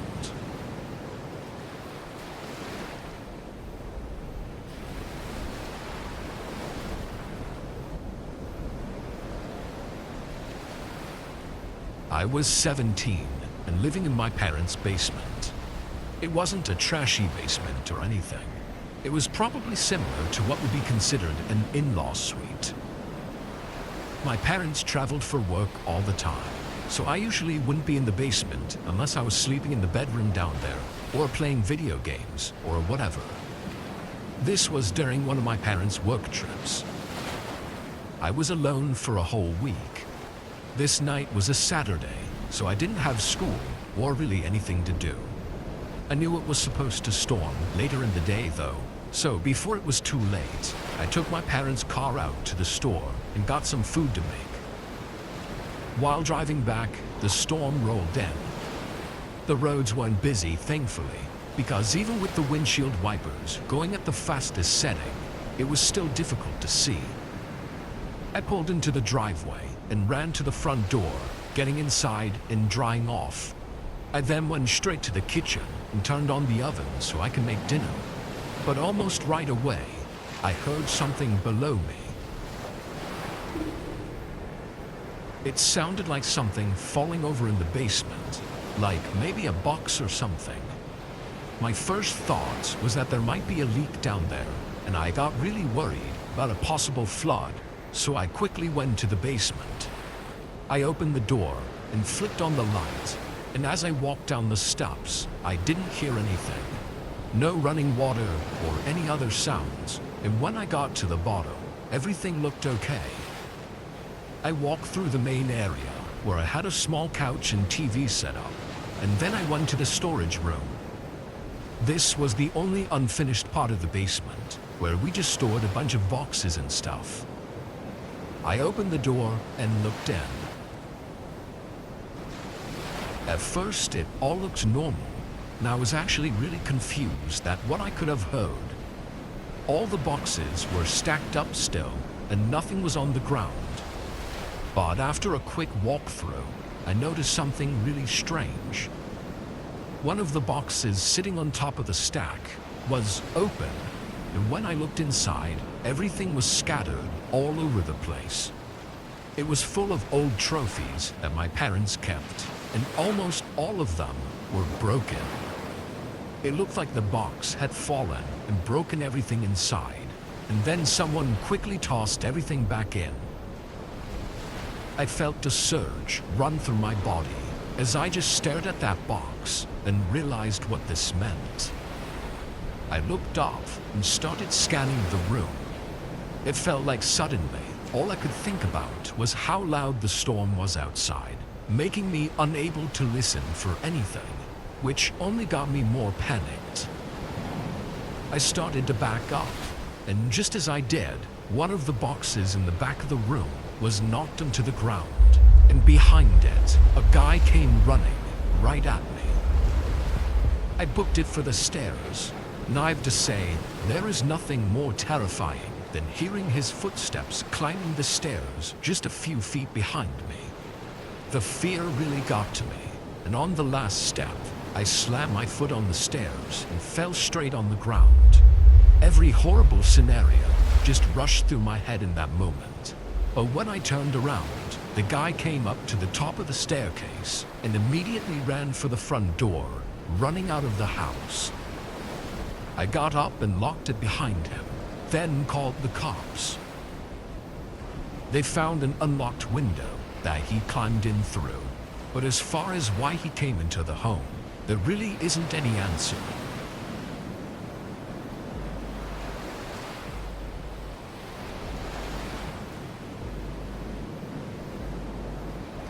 I was working my regular 2 to 10 closing shift at a small drive-through cafe. It's a really small place with just 5 or so indoor seating tables, since most of our business is focused on the drive-through. This wasn't a busy spot though, especially during the later hours of the day. Being the only one working the closing shift, I'd usually sit at one of the dining tables and be on my phone, only getting up if someone came to the drive-through. It was drizzling outside this night, so it was even less busy than it already would have been. Past 7 o'clock, not a single customer came through for 2 hours straight. I was just sitting at a table watching Netflix on my phone when suddenly the front door opened. It kind of startled me, as nobody ever comes inside the shop this late.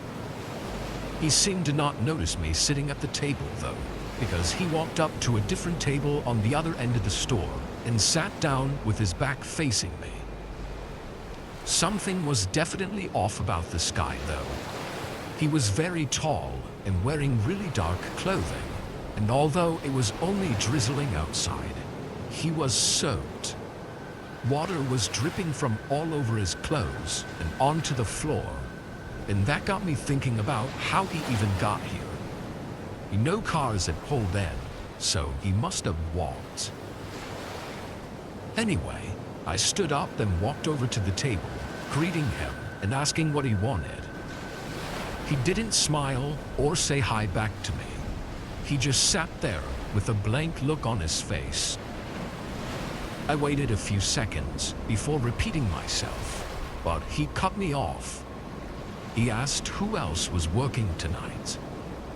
I was confused, but also slightly nervous about that question, but I still answered for some reason. It's just me, but we close in an hour. He then asked for a small coffee, so I walked back to the kitchen and started making it. I grabbed a cup and poured it in, then turned to go back to the table when I saw him standing in the doorway to the kitchen. "Do you need something else?" He didn't respond. Now facing directly at me, I could see that his eyes were bloodshot, but his face was still blank, like no emotion whatsoever. It made me really uneasy. "Put the drink down and come with me." He was demanding it, and he looked ready to force me if I didn't. This guy was way bigger than me, so I really had no choice. I moved slow, trying to think of any way out of this as I followed him. As we left the store though, he grabbed the back collar of my shirt and pushed me across the parking lot toward the road. On the other side of this empty road was a completely wooded area with no buildings or houses, as far as I knew, and that's exactly where he was leading me. Just as we were about to cross the road, though, a single car came out and rolled past us. As it did, the man stopped, which forced me to stop, and both of us stared at the car and realized what it was. A police officer looking right back at us. I started screaming, and the guy immediately let go and sprinted across the road and into the woods. The officer called right into the parking lot and made sure I was okay, then called for backup. What's crazy is he wasn't even on his shift. He was actually heading home for the night and just happened to see us at the perfect time to save me. If he had even been 30 seconds earlier or later, I would have been dragged into those woods unseen and probably never made it out. Anyway, the cameras picked up some decent footage of him, but as of yet, still nothing has been found. I'll update if anything else happens, but I just hope he doesn't come back.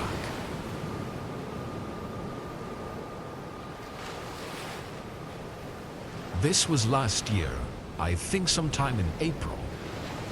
It was raining pretty much every day here, but this night was a lot heavier than usual, with scattered thunderstorms throughout the day. I was at work for most of the afternoon, but got back home around 8. As I was driving down my neighborhood road though, it was very clear that something had happened. All the lights were out in every single home. I pulled into my driveway and parked. And of course, when I entered and tried to turn on the lights, it didn't work. The power was completely out, and my whole house was basically pitch black. I tossed my stuff by the doorway and went down to the electrical box just to see if for some reason that worked, but it didn't. This really sucked because I didn't have hardly any spare lights aside from my phone. What I ended up doing was getting my laptop and setting it up on the coffee table in my living room. The white screen from the YouTube page that I had open lit up most of the room, so I sat back and just watched some videos. I had to work early the next day, but I didn't feel comfortable going to bed with the power out, so I was already planning on staying up late. I probably sat there for a good 2 hours, watching YouTube and checking my phone for any updates on the weather. The lightning was shaking the whole house, so it was pretty bad out there.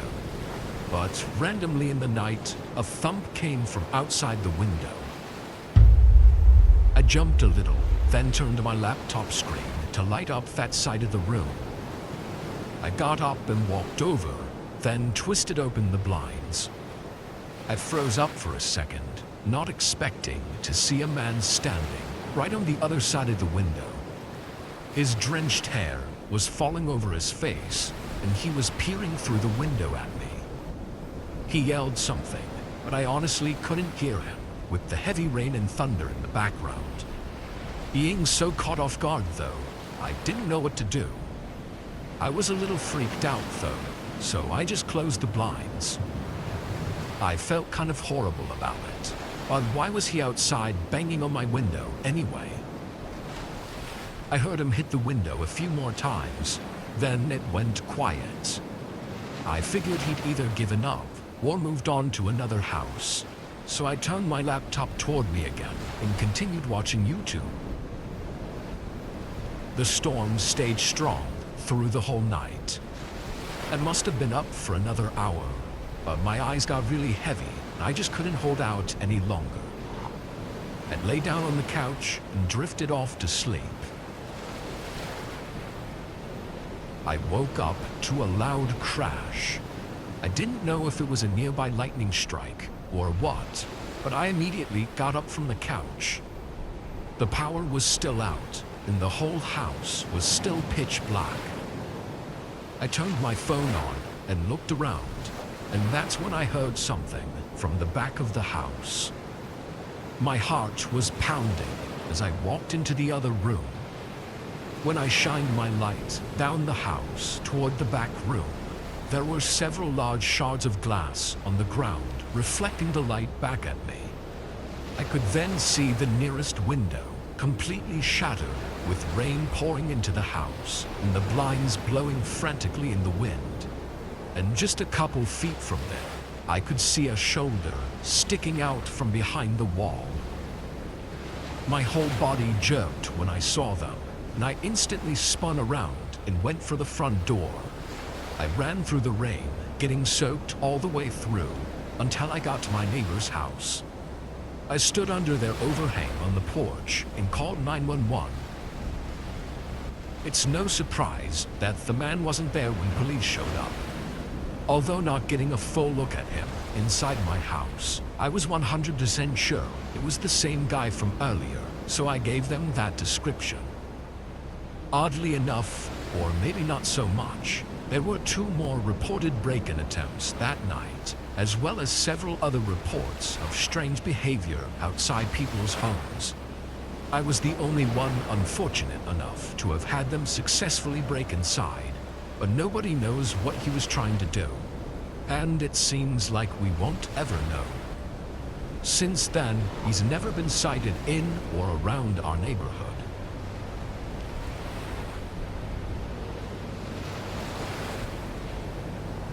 I've spent the past few months holed up in the house with all the doors locked. It's because anytime I go out, I end up passing a Wendy's. And I get anxious whenever I see one of those restaurants. It takes me back to the most horrifying night of my life. It all started on a normal lunch rush at Wendy's. I was working the register, taking orders from dozens of rude customers. They all blended together after a while. But there was one woman who stood out. She was an old lady with wrinkled, sagging skin. Her hair was bright red and tied into 2 pigtails, just like the Wendy's mascot. She even wore the striped blue dress that Wendy wore. I thought it was weird that she was dressed like this, especially since she was older. But I tried to avoid judging customers. What can I get you? You're perfect. You're exactly what I need. I'm sorry. The Colonel. You're the Colonel. Excuse me? Colonel Sanders. You look just like him. Oh, the KFC mascot. I chuckled awkwardly. I was an older guy with white hair and a matching mustache, but I thought that was where the resemblance ended. Thanks. What can I get started for you? Without responding, the fake Wendy turned and ran out the door. She had a surprising pep in her step for an old lady. The whole interaction was weird, but I put it in the back of my mind since I was so busy. A few hours later, she stormed back into the restaurant. Only this time she had a white suit with her. It was a replica of Colonel Sanders' outfit. She stormed up to my register with bulging eyes. Here, put it on. It's perfect. She shoved the suit over the counter, forcing it against my chest so hard I stumbled backward. Whoa, calm down, ma'am. Put it on now. It's perfect. Her shriek pierced the quiet restaurant. Customers turned around to look at us. Ma'am, please back up. Put it on now. My manager stormed out of his office. What's going on here? I wheeled around and told him that this creepy old lady was harassing me. I had a lot of problems with my manager, but one good thing about him was that he didn't take nonsense from customers. He immediately yelled at the creep to get out of the restaurant, not without the Colonel. It freaked me out how she ignored my name tag and referred to me as the Colonel. My manager called the cops, and they came and escorted the lady out of the store. She didn't go easy. They had to drag her out of the store, kicking and screaming.